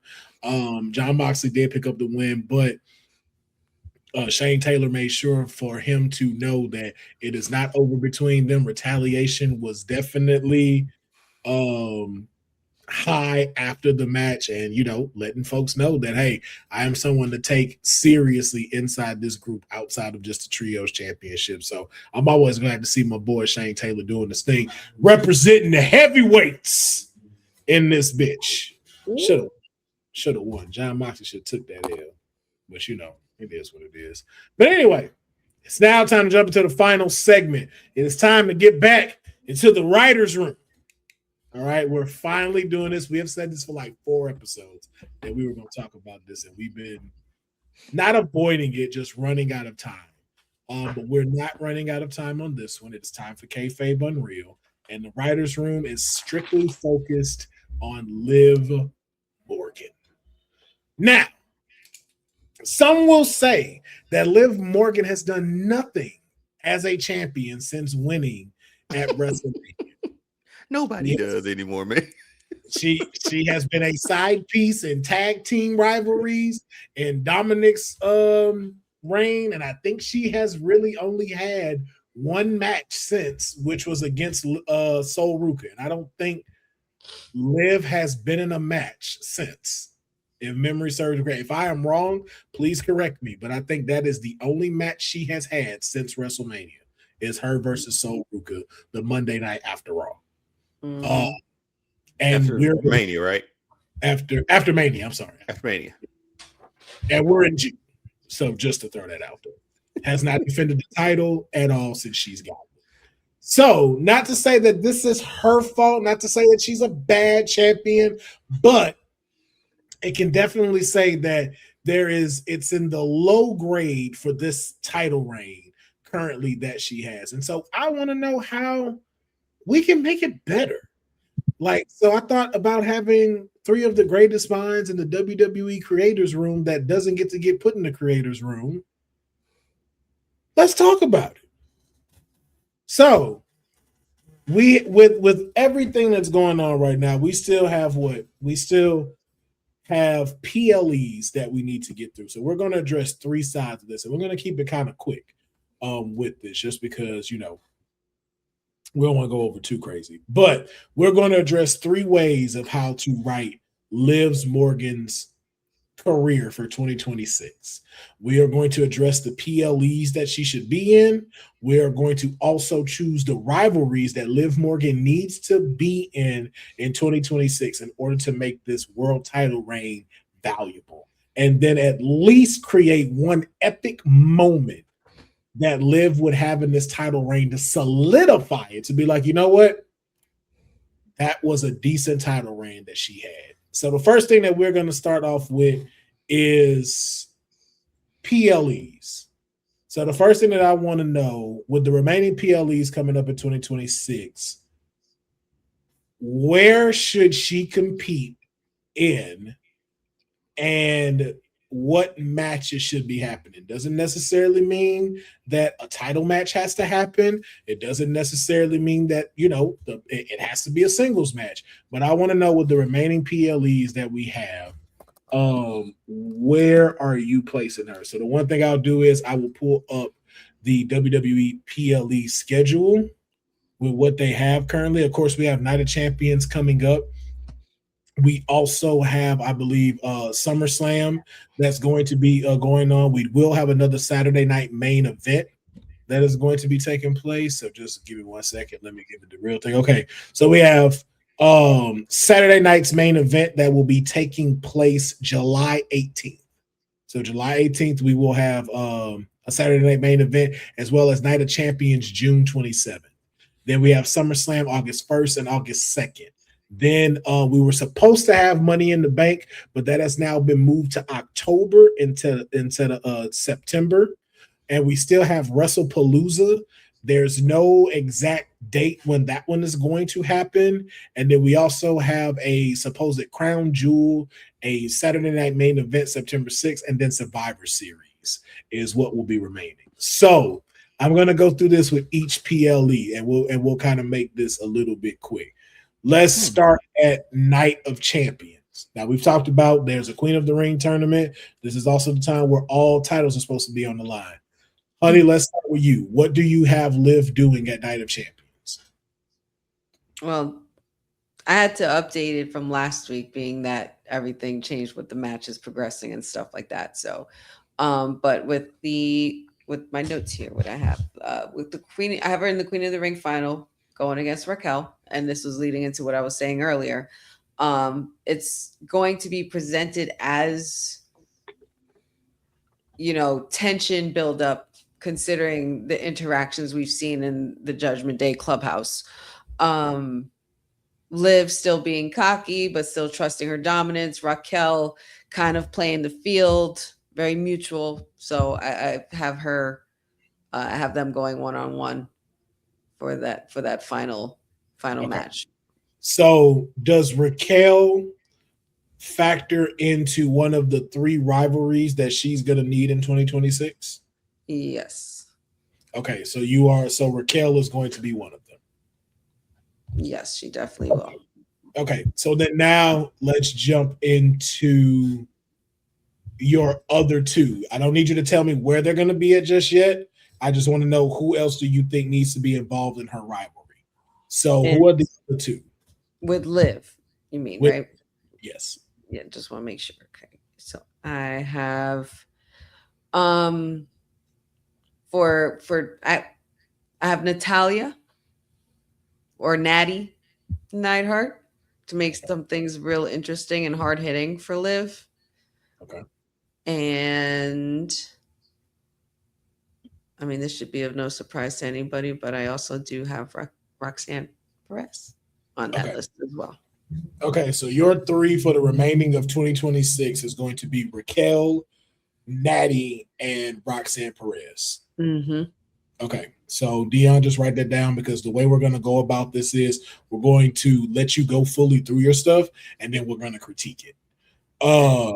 So now that we know that we have these 3 people, Raquel, Natty, and Roxanne, you have her facing Raquel at the Queen of the Ring and Night of Champions. And you said, who's winning in this match? Raquel is going to be winning. Okay, so Raquel becomes Queen of the Ring and defeats Liv. All right, so now we move into the next PLE, which is Saturday night main event. That's July 18th. Is anything happening here? And if so, what is? If not, let us know. I think so, yes. For what I have here, I have her going against Natty. Natty's going to... You went silent. I have my mic, sorry. Natalya's going to try to capitalize on Liv's emotional instability due to the fact that Raquel, what I have written down is that Raquel is going to betray her after she beats her. Say that one more time. Natalya's going to try to capitalize on Liv's emotional instability from being betrayed, from what I have booked here, because what I plan to do is have Raquel beat her, and not only beat her, but also betray her as well, like completely, like, do. Well, how is the betrayal going to happen? Like, what is the betrayal? Well, because it's supposed to, how I have it presented as is like friendly competition, even though there is some tension, and Liv Morgan is, being cocky, being playful, and, thinking nothing of it. But Raquel actually has intention behind it, and she has a plan the whole time, because this is something that's been cooking up since January in my universe. So is that to be shown at Night of Champions? Yes. Okay, but how is that shown outside of just beating her? They're gonna do a little. It's the hug. Liv Morgan, like, good on you. You beat me. You got me. Now you can go ahead and go get your title shot and all that stuff. Raise hands. Boom. Raquel nasty clothesline and just beats the crap out of her before they exit the ring. Okay. And then so Saturday night main event, we have Natty versus Liv. Is this for the title? Not necessarily for a title. This is just more so build up, because Liv is now kind of lost and on her own. So I have like build up in my brain. I have like, things that happen on Raw that lead to Natty getting involved with Liv, as far as like running into her backstage while she's down about, what happened with Raquel and the fact that Roxanne's feeling is getting different towards her and whatnot. So I have a whole little thing with that, but yeah. And then Natty's gonna try to take it from Liv. Okay. Then we move into SummerSlam. So we have SummerSlam 1st of August. What is Liv's role at SummerSlam? Well, being that Liv has a title and we're at SummerSlam, I've built it to where Raquel doesn't choose the other champion and she goes for Liv and, you know, basically stands on her actions from Night of Champions. So Raquel and Liv for the title at SummerSlam to capitalize on her Queen of the Ring opportunity. Okay. And then we move towards hold on.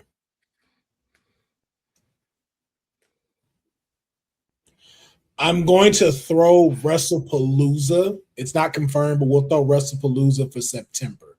So you have WrestlePalooza in September. I don't have any. Because I saw it was like WrestlePalooza or whatever that Sunday night thing is. That's for September, right? Yeah, I kind of don't have anything for Liv. That's fine. That's fine. So, okay, then we move into October, which is Money in the Bank.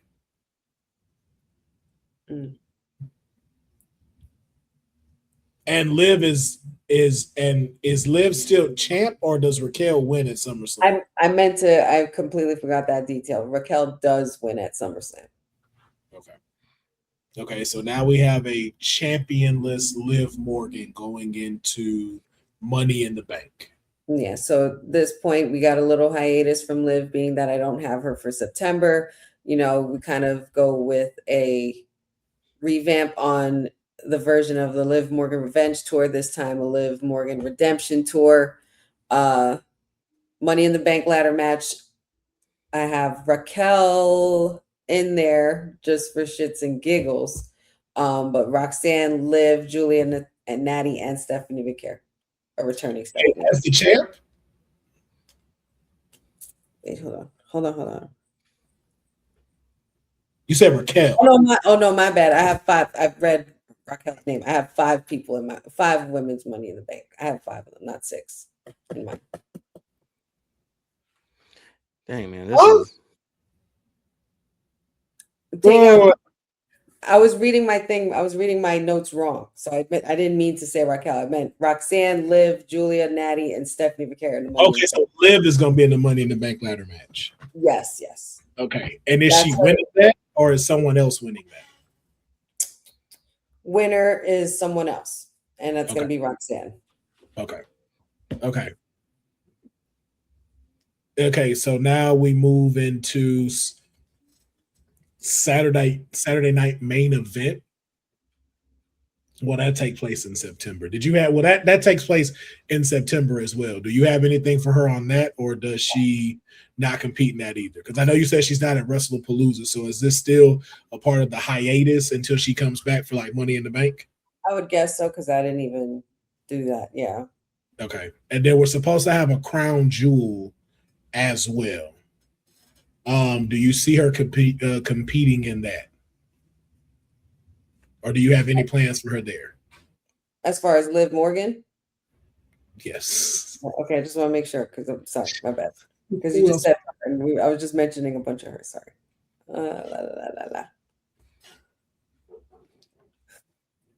Where's my crown jewel? Where's my crown jewel? Oh no, I guess I don't have crown jewel in here. That's stupid. Okay, right, I think. All right. So then I went straight to Survivor Series. That's what I did. Let's move into Survivor Series. What do you have planned for Liv at Survivor Series? Final blowout match. Liv Morgan, Raquel Rodriguez. Title on the line.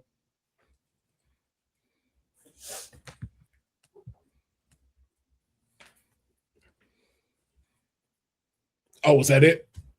Yeah. Oh, okay. Who wins? I don't know if there was going to be anything else you were going to ask me. Sorry. Oh, yeah. Who wins?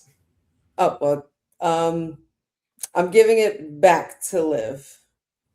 Okay.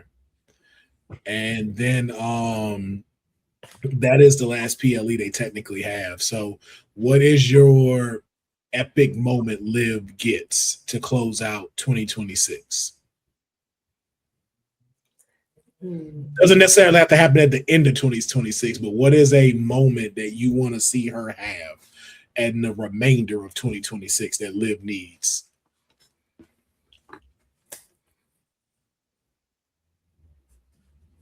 It's all right. So, because I have it written down, but I want to explain it correctly because I just put bullet points. The whole premise of this whole my whole universe for Liv was to make sure that we get, depending on your perspective of Liv, it's either a comeuppance for her, the return of the receipt for trying to kind of gatekeep Roxanne and Raquel Rodriguez into not having them compete for the women's championship and whatnot, kind of like holding them back, because eventually it's going to lead to both of them betraying her, and the betrayals are those technically big moments I feel she does need, so that way she understands what it feels like to be them, just to have a dose of karma and reality hit her, and we get a more dangerous Liv, a more unhinged Liv after being betrayed, after carrying Judgment Day on her back like she said she had. So I feel like there's big moments. The big moments don't have to just be, like the winning moments. Like there's some that can really where you see the star down and out and see if they rise again to reinvent themselves like a rose out of concrete. So it's kind of more like a redemption and reinvention arc for Liv that I kind of had to bring her back to being solo and breaking out of that Judgment Day mentality. I hope I explained all of this right. You explained it, but again, too, what is the epic moment from that? Like, what is the one of like when she won Money in the Bank? Like, that was an epic moment for Liv. Like, what is Liv's epic moment? Like you said, if it's a redemption, is it her beating Raquel at Survivor Series? Or what is it? It's her dropping all the baggage, including the baggage that is Dirty Dominic Mysterio, getting away from Daddy Dom. I think that would be a big moment for a lot of people. Okay. And Liv. Okay. So just to recap, and then we'll go over it. You have Night of Champions. She will be in the finals of Queen in the Ring versus Raquel, but Raquel will go over. Mm-hmm. And Raquel is going to betray her and give her a clothesline. And then Saturday night main event in July, you have her taking on Natty, not for the title, just taking her on. Okay, and then at SummerSlam, she'll go against Raquel. She's going to drop the belt to Raquel. Then we're going to have her on a hiatus in September until she comes back for Money in the Bank in October, where she's not going to win the ladder match in that one. And then she will not be participating in Saturday night's main event. She will not be participating in Crown Jewel, and it will cap off at Survivor Series, where she faces Raquel and she gets her title back. Okay. Dion, it's now our turn. It's our turn to critique this storyline. I hope you were taking notes and not just writing shit for yourself. A little bit of both. Okay, so it's a little bit of both. On a grading scale, what do you grade her Honey's overall arc for Liv in 2026?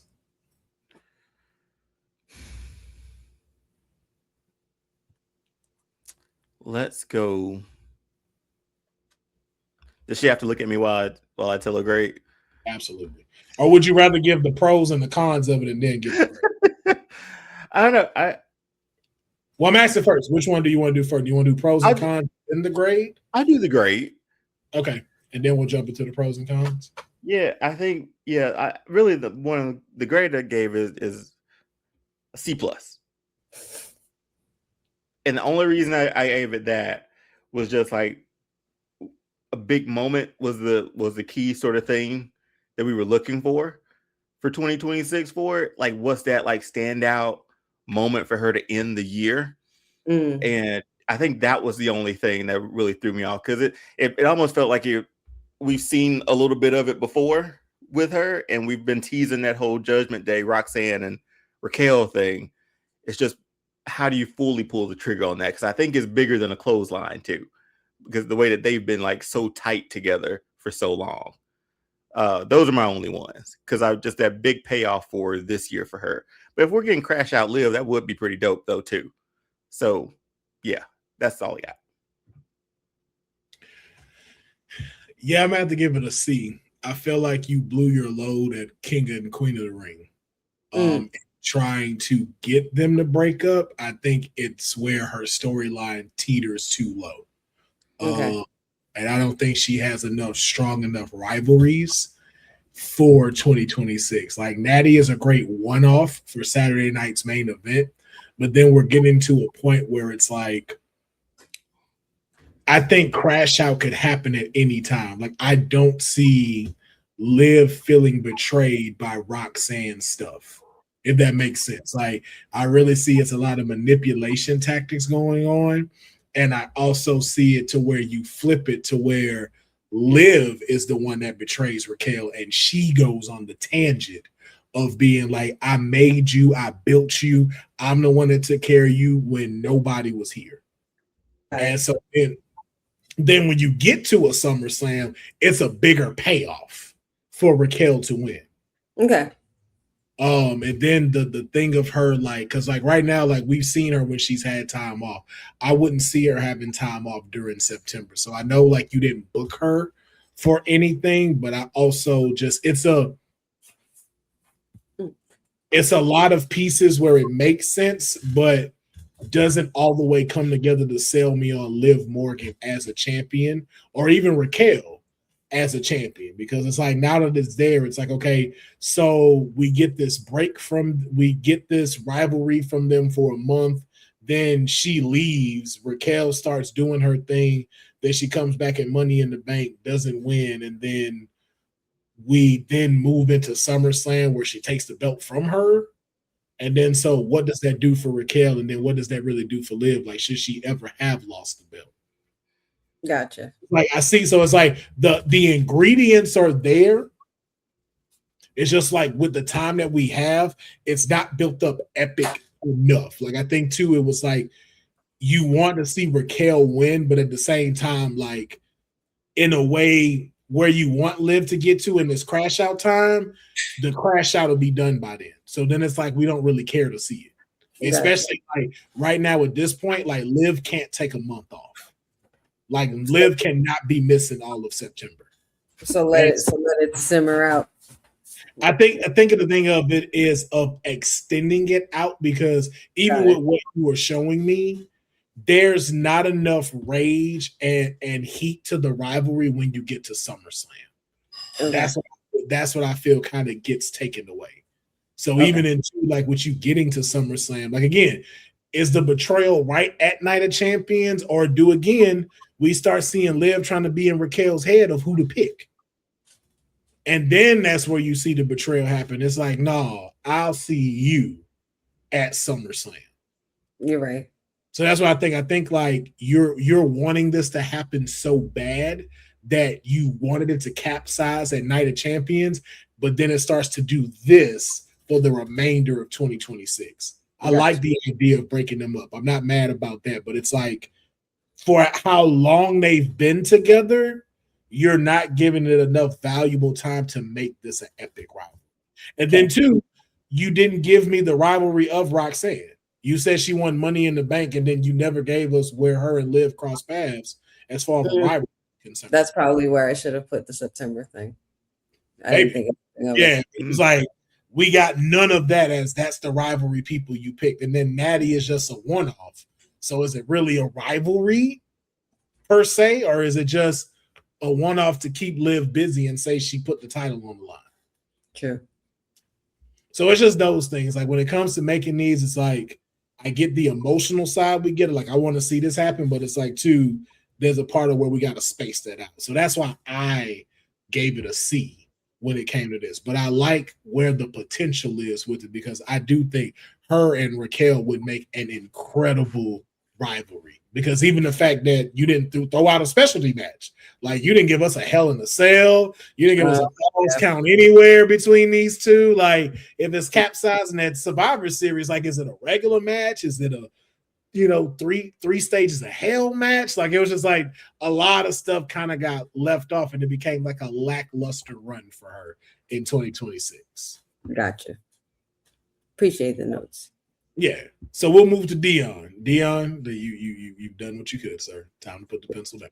It's gonna take an hour or two. No. I'll keep it this quick. No. If you give me the shows, Will, I should be able to go through it. I got you. I don't think I got the show order right. No, it's all good. I got you. But first, give me your 3 rivalries Liv Morgan needs to have in 2026. Okay, 3 rivalries she needs to have. This is gonna be fun. Raquel is one. Mm-hmm. I put that back. Stephanie Vaquer is one, and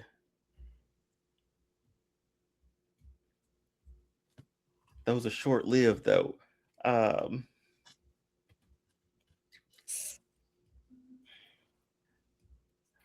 Can I pencil in Rhea right now?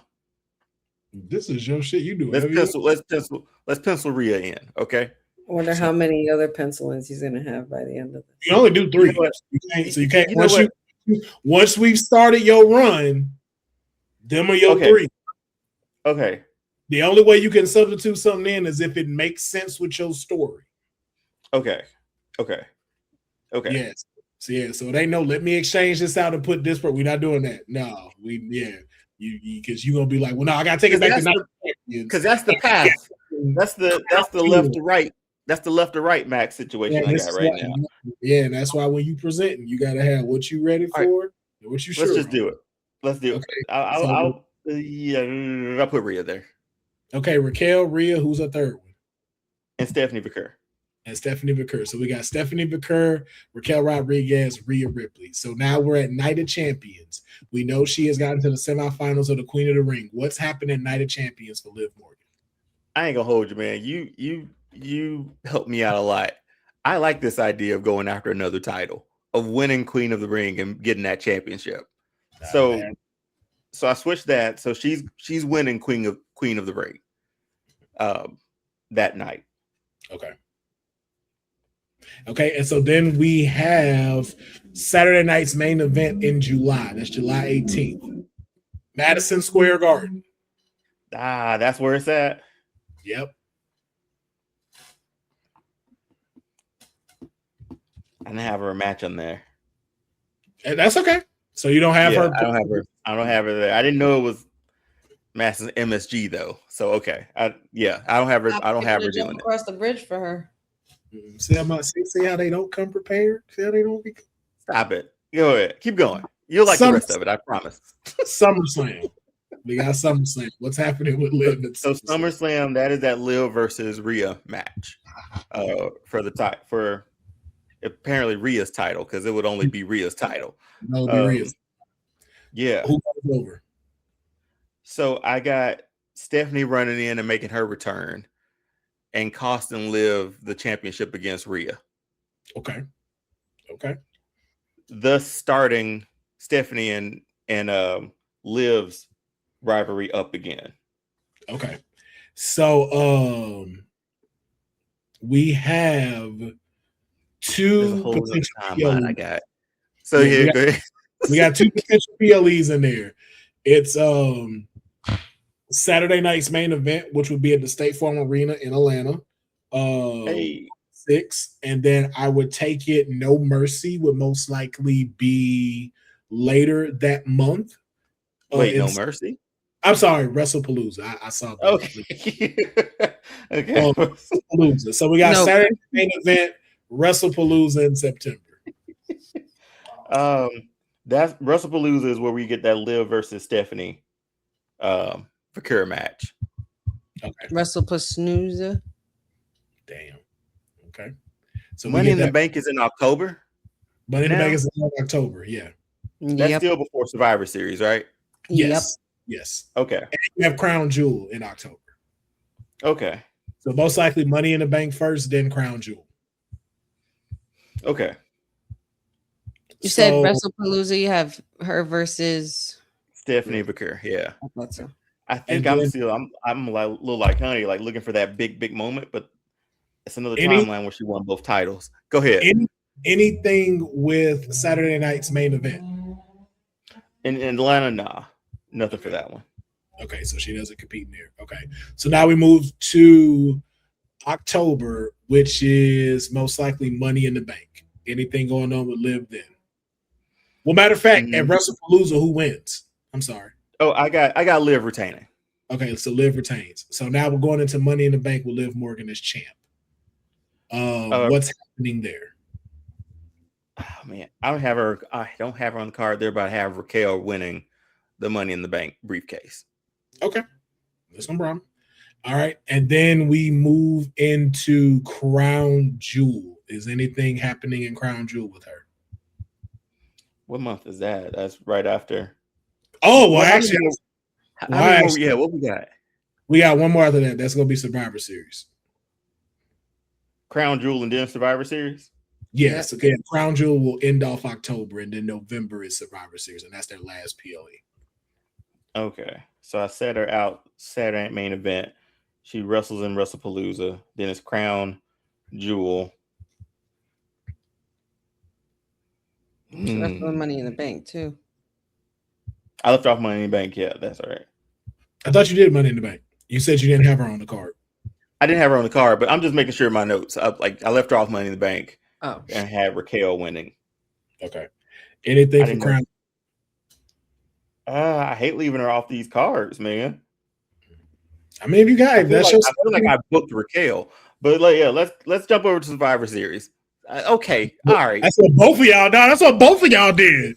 I'm like, y'all missed the whole assignment. Y'all booked Raquel's run, not Liv's. I'm like, this ain't about Raquel. This is about Liv. It's like, so Raquel go betray her, Night of Champions. Raquel go get Money in the Bank. She gonna win. Like, that is not this girl's story. It's not. This Big Mommy Cool story. This is not the okay, but it's so integral to like her elevating someone else too through this. Understood. You know what? Write that down. That's my big moment of the thing. She's elevating other people through her time. Not him making up the moment on the spot like that. That's her moment right there. She's lifting up the younger team. You motherfucker. So there is a Survivor Series, a 5-on-5.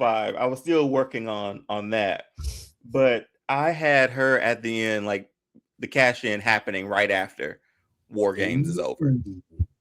Wow. That's pretty so if that's not like a big moment for her winning, but that's a great moment for like for a cash in, because we haven't had anything like that at all, I don't think. So that's that cash in. Survivor Series. Yeah. And that's where Raquel cashes in for there. Shouldn't there be one more pay-per-view for the month? The year? No, they don't have one in December. Oh, that's right, because they get off. They get off during that time. Yeah, and they go on vacation. The only PLE that happens is NXT Deadline. That's it. That's right. Deadline. Yeah. J. Jonah Jameson signs up for that. I think that's how I finish out Liv's year. I really wish I could have done something bigger. In another timeline, I had her winning both titles. No. That's it. No. But that's neither here nor there. Yeah, you give me your story. You give me don't try to tilt her the judge's thoughts. Yeah, don't try to sway. But that's how the end of the year ends. Her on her back looking at the lights. Raquel over, pretty much taking away Judgment Day 2, probably. But that's been festering the whole time she had the briefcase too. Okay, so just to recap, Night of Champions, she beats Raquel, becomes Queen of the Ring. Mm-hmm. She does not compete at Saturday night's main event, but she will compete at SummerSlam against Rhea Ripley, but Stephanie Vicker is going to cost her the match. And then at WrestlePalooza, you have her facing Stephanie Vicker. and retaining the title. But you don't have her for Saturday Night Main Event. You do not have her for Money in the Bank, and you do not have her for Crown Jewel. So that is almost 2 months of her doing that. And Survivor Series. Hey, I'm saying this. I got it. Hey, this your story. I'm giving you what you got. Survivor Series. She competes in War Games, and then Raquel cashes in, becomes champ, and she's looking up at the lights. So that is your recap. And her rivalries are Raquel, Rhea, and Stephanie Baker for the end of 2026. So now, I hate that Rhea one was there because that was just based off the stipulation, you know. Mm-hmm. Hey, listen. That ate up a slot. When you don't prepare for segments, this is what you talking about preparing. Okay. Then that right there. What do you call that? What do you rate? We've been trying to do this the last 4 weeks, like you said. It's 4 pages in here. I'm just saying, you didn't even know what PLEs were happening. So what's the research? They just moved Money in the Bank. What do you give me a break, man? Hey. They don't even know when they having PLEs. When you submit the notes, it's supposed to be there. Honey, what do you rate on a grading scale? What do you rate Dion's story for Liv Morgan of 2026? How do you make an A? I will say it's kind of like mine, but an alternate universe, no? All the difference is that Queen of the Ring. Yeah. I don't know. I think it's only fair you give. I mean, let's give each other the same grade. We give you C+. Damn. It's very similar to mine. I kind of want to see more as far as like there. I know there's Liv and Raquel, but I kind of wanted to see what also happens with Liv's journey with Dom. Like, I don't know why Dom is like the X factor in all of this, like with Liv's arc, but I feel like Dom is a very important part of Liv's story. And yeah, it's kind of like mine, just in reverse, like different, just switched around. We get the same grade, yeah, C+. There you go. I too am hitting the C story. One, you did Rhea as a rivalry, and she only faced her once. So is it really a rivalry? Both of you, same thing. Both of y'all mentioned Dom, but give me no way of what happens with Dom, as far as what's supposed to go on with this breakup or why there's a breakup. And then you go back again, same thing. There's another whole month and a half where we don't see Liv, so that's over 4 weeks of no storytelling. She just ain't wrestling. You see her. She just ain't wrestling. You didn't say that. So from what I've said, she's not understood. As your home, as the champ, you have the champ not competing in 3 PLEs. 3. Roman's done it. I'm gonna change my grade real quick. E for excuses. Go and hit the button, man. That's a see me after class right there. That's a note right here to take to your parents right there. I used to remember seeing that. That was like the scarlet letter. That's a I hated that. That is definitely a see me after class. But you don't have so it's just like, again, it's tough. I feel like y'all blew y'all load at Night of Champions, SummerSlam, and then had nothing after that. Yeah, no, we're very in the moment here. Yeah, you know. Yeah. You had like 3 weeks. Your moment could have been Liv winning. Yeah, it could have been. And her being double champ. Hey, hold on one second. I don't know how well it'll come up on white paper, on white background, but it was right here. Aha. Right there, where my arrow goes from. Crap, can't see it. Shoot. So okay, so like right here, this is my timeline I gave. This is my alternate where Liv wins, and then I had her going up against Jade for a loss, so we can get the title off of her. You really are the people's nightmare. Get Money in the Bank. Just continuing to change the timeline. No, we got his original. We know what he gave. All right, that's what y'all got. So Should I give mine so y'all can feel better and grade me too? I feel fine. Oh, okay. I'm just asking. I took my grade on the chin. I know, but I'm saying, would you feel better if you were able to also critique me? I would love to know. Let's hear it. So then let's get into it. This is what I have. 4 weeks to work on it. Yeah, I did. Hopefully it shows when I say. I mean, we did work on it for like 3 weeks, and then you weren't here for one of those weeks. So right, plenty of time. I'm out the last Thursday this month too, but that's neither here nor there. Mm-hmm, we know. Another concert. No, he said it because he got to go to Dragon Con. So like I already knew. Like Dragon Con's Labor Day weekend. This is Disney. Oh, he ditching us for Disney. You're not even gonna take us with you. I know. Wait, no, weren't we supposed to go? Weren't we supposed to talk? We talked about this. I think we talked about this about meeting up at Disney around this time. Yeah. Remember, we talked about this. We was like, yo, we should all meet up and go to Orlando. Why didn't we say? Because the only reason I'm going down there is right. I do. Only reason I'm going down there is Emily. There's a cookie con is down there. No, so we're down there that weekend. We had this whole conversation because we wanted to hang out with each other. That was a while ago too. That Will. I forgot about that. That was a while ago. It was summer, and I'm like, as soon as you said, I was like, yo, we were all talking about going together for that. But then, Trump likes inflation, and so here we are. So affordability is a hoax. Yep. So it really is. Here's what I have. I have Liv Morgan not advancing in Queen of the Ring. I have her being Stephanie McCurr returning during her semifinals match. And then you have Stephanie McCurr versus Liv Morgan at Night of Champions. And at Night of Champions, it's going to be a Falls Count Anywhere match for her and Liv Morgan. And Liv Morgan is going to come out on top as champion. Then we move into Saturday night's main event. And at Saturday night's main event in Madison Square Garden, it will be Liv Morgan defending her title against the man Becky Lynch at Madison Square Garden. And she will come out victorious. And then after that, at SummerSlam, is where we're going to get Liv Morgan versus Stephanie McCurr 2 at Hell in a Cell. And what's going to happen is Dom is going to interfere and Liv Morgan is going to retain her championship against her.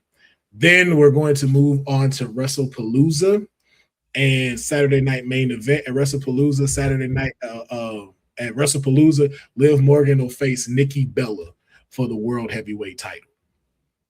And she's going to beat her. She's definitely going to beat her and win. Saturday night's main event for Atlanta, I didn't have her competing in anything going on at that time. For Money in the Bank, I had her competing. What did I say I had her competing against? Oh, I had her. Damn, what's my third person? Hold on. For Money in the Bank, my third person I had her with. At Money in the Bank, it was supposed to be her versus Sol Ruka. Her versus Sol Ruka at Money in the Bank. But then I had Sunday's night, man. Yeah, technically, yeah. I guess that's what they call it now, Sunday night for some reason. But I had her going up. At WrestlePalooza, I had her going up against Sol Ruka. But she beat Sol Ruka. And then we move into Money in the Bank. For this Money in the Bank, I'm with Dion. I have Raquel winning. Money in the Bank. And but Liv Morgan retains at WrestlePalooza. Then we get to dang it, I just had it. Say I need to be like Dion and write my notes instead of hey man, I never disagree with you on that. But yeah, then we have Money in the Bank, and I say Raquel wins Money in the Bank. But at Money in the Bank, though, Liv Morgan will defend her title against Roxanne Perez. She'll put her title on the line against Roxanne Perez. And if Roxanne loses, Roxanne has to leave Judgment Day. Oh, sorry, that ultimatum. Yeah. If she loses, she has to leave Judgment Day. I could totally see that too. But she wins. She's just champion and stays the usual, stays the course. No, she loses and Liv has to leave. This is a loser leaves Judgment Day match. Loser leaves Judgment Day. And loses their title. Lose everything. Mm-hmm. And then this right here, though, of course, Liv wins. Liv wins. She retains her title. And then we move into Crown Jewel, where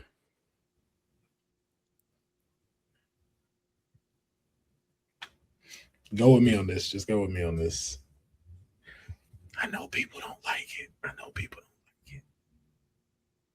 Liv versus Jade, Crown Jewel Championship. Liv versus. They bring the big belt back for that? Got to. They in Crown Jewel. Crown Jewel Championship. Liv Morgan versus the champion, Jade Cargill. Liv Morgan also would be didn't she? Oh no. Stephanie would carry one Crown Jewel. Huh. Liv would be going for a 2-time Crown Jewel Championship, basically. And she would be taking on Jade because Jade won Queen of the Ring twice, and she beats Rhea at SummerSlam. Remember, I didn't have Raquel winning. I had Jade Cargill winning. And that's a dope visual at the end of the year. Yeah. If Liv wins that with that title again. Yeah. But Liv is not gonna win. Jade is gonna win. Jade is gonna win Crown Jewel. And then we move into Survivor Series. And Survivor Series is where we have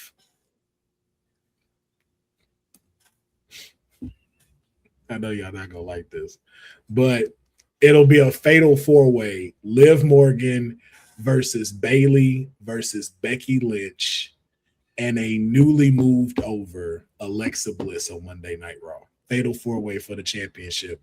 Liv wins, Raquel cashes in, becomes champion, closes out 2026. What's Liv's big moment? Liv's big moment in 2026. Because I would have said that Crown Jewel Championship again, but yeah. Jade's taking that. No, her big moment. I'm sorry. Her big moment is in Atlanta versus Paige. Paige and Liv for the title in Atlanta. The Saturday main event? In Atlanta. That's fun. Submission. What they do for that. In a submission match. Ooh, we'll see a different side of Liv that way. She's never really been the submission specialist like that. Yep. And that is my run for them, for Liv in 2026. So it's time for y'all. Yeah, solid B+. He's such a hater. He got so bad when we threw that C at him. B+. Average at best. There's a few I'd like to see, I guess. We talk about it. You know, not the greatest run, but I'd watch a few of them, I guess.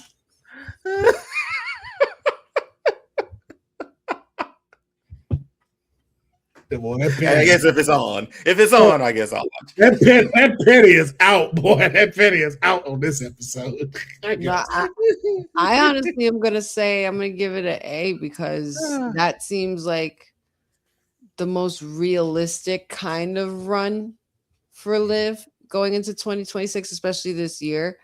I particularly like, especially the thought of putting her and Becky in Madison Square Garden and having her go over. I think that's huge. I think that could pass as a big moment for Liv on its own, without giving her crown jewel again or anything like that. But or going against Paige.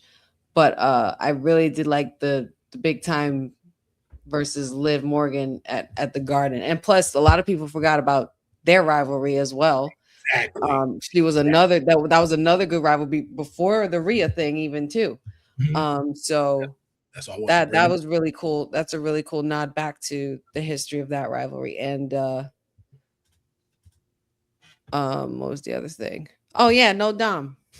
Like, come on, man. Where's our dirty Dom at? Are we supposed to be breaking this up? Like, Dom gonna always be right there. Like, y'all wanted to see Dom, bro. Like, I don't see why Dom would leave in 2026. That's why I didn't bring it up. Okay. Yeah. Like, I want to see where it's like a power couple type of thing. Like, I don't see it happening yet. Because if you think about it too, I didn't give a Judgment Day breakup. Gotcha. Yet. I didn't give that. I was gonna say, like, hypothetically, are you giving Dom the King of the Ring, technically in this Liv Morgan run? In this story, yeah. Okay. I would love that. I stand by it. I stand by my grade A. Good job, buddy. Appreciate that. Also, too, I just made all of that up. I didn't write none of that down. I just made all that up. As you can see, no notes, no nothing. I just came off that with the top of my head. I didn't write shit down either. I felt like I worked so hard on mine for 2 weeks, and then I had to update my shit because of the brackets changing and shit. My picks changed. I had Chelsea Green up here and everything. Oh, here's the thing, though. I've always told you the reason why yours sometimes bottom out, you let your emotion get the best of you. I do. I definitely do. Yeah, so like the two fixations you had on your mind was break up the Judgment Day because I'm tired of seeing them, and Liv need to go on her back. Like that was all you had. So then it was like after that was it. So it was like even like her rivalries, because I was like, don't get me wrong, I like the Natty run, but I was like, Natty's very random for the world title, and it was like I could have done a little more with that. I could have put Natty more in. Yeah, that could have went a little bit further. Like I think too, like I would have had that maybe post SummerSlam since you had her still holding the title. I think this would have been this just would have been easier if Chelsea won. I mean, anything is easier if we do that. Right.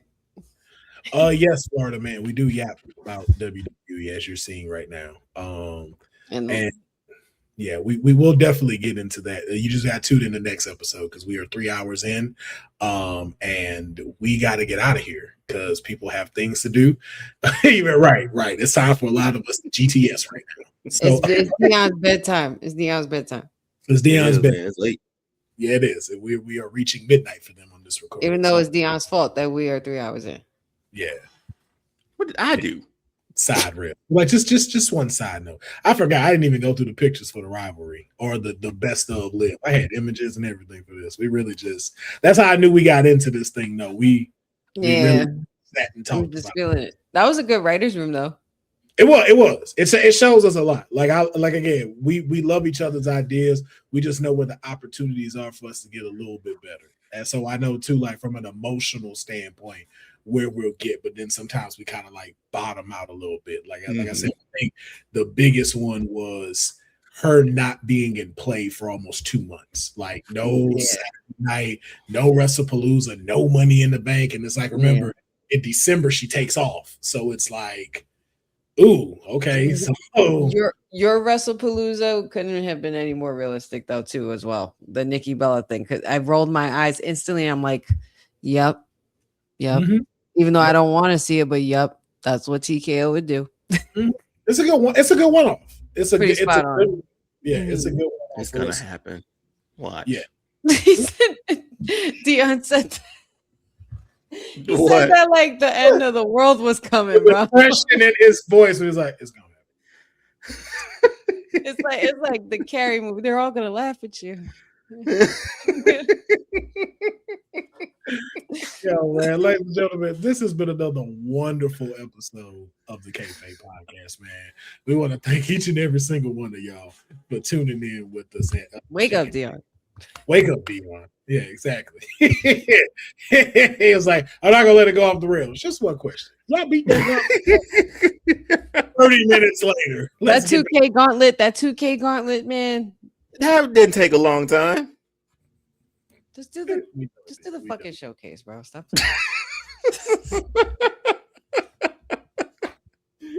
Man, thank you for tuning in, man. Make sure you like the video. Make sure you subscribe to the Arcade Tokens and the Will Pharaoh YouTube channel. This is where you can always see Kayfabe. And if you did miss the live, you can always watch the video on demand that comes out the next day, as well as clips over on the Kayfabe Podcast social media. We have an Instagram, we have a Facebook. Maybe we'll get a Twitter, probably not, but we will be on those two platforms for you to always stay up to date with what's going on. And then make sure that you follow me, Will Pharaoh, PHARAOH, as well as Wrestling with Honey and Dion's All-Star Fandom page on Instagram and YouTube. Episodes dropping every Wednesday, talking about some of the best stuff in comic books, pop culture, and movies. So you don't want to miss out on it. And you don't want to miss out on my stuff straight out of a comic book, as well as my weekly lives when I play video games. And of course, the Kayfabe Podcast and the Faction Reloaded on Saturdays. Myself and Honey joins the wonderful Professor Gerard Bonner, James, and Miss Lovely as we talk about more wrestling. So make sure you tune in. We always got some type of content coming out for you on the week. We like WWE and AEW. We always got content throughout the week for y'all to display and check out for vast amounts. All right. So on behalf of the greatest internet trio in the world, we bid you all a wonderful Thursday and a wonderful just right at the bottom. Have a great day.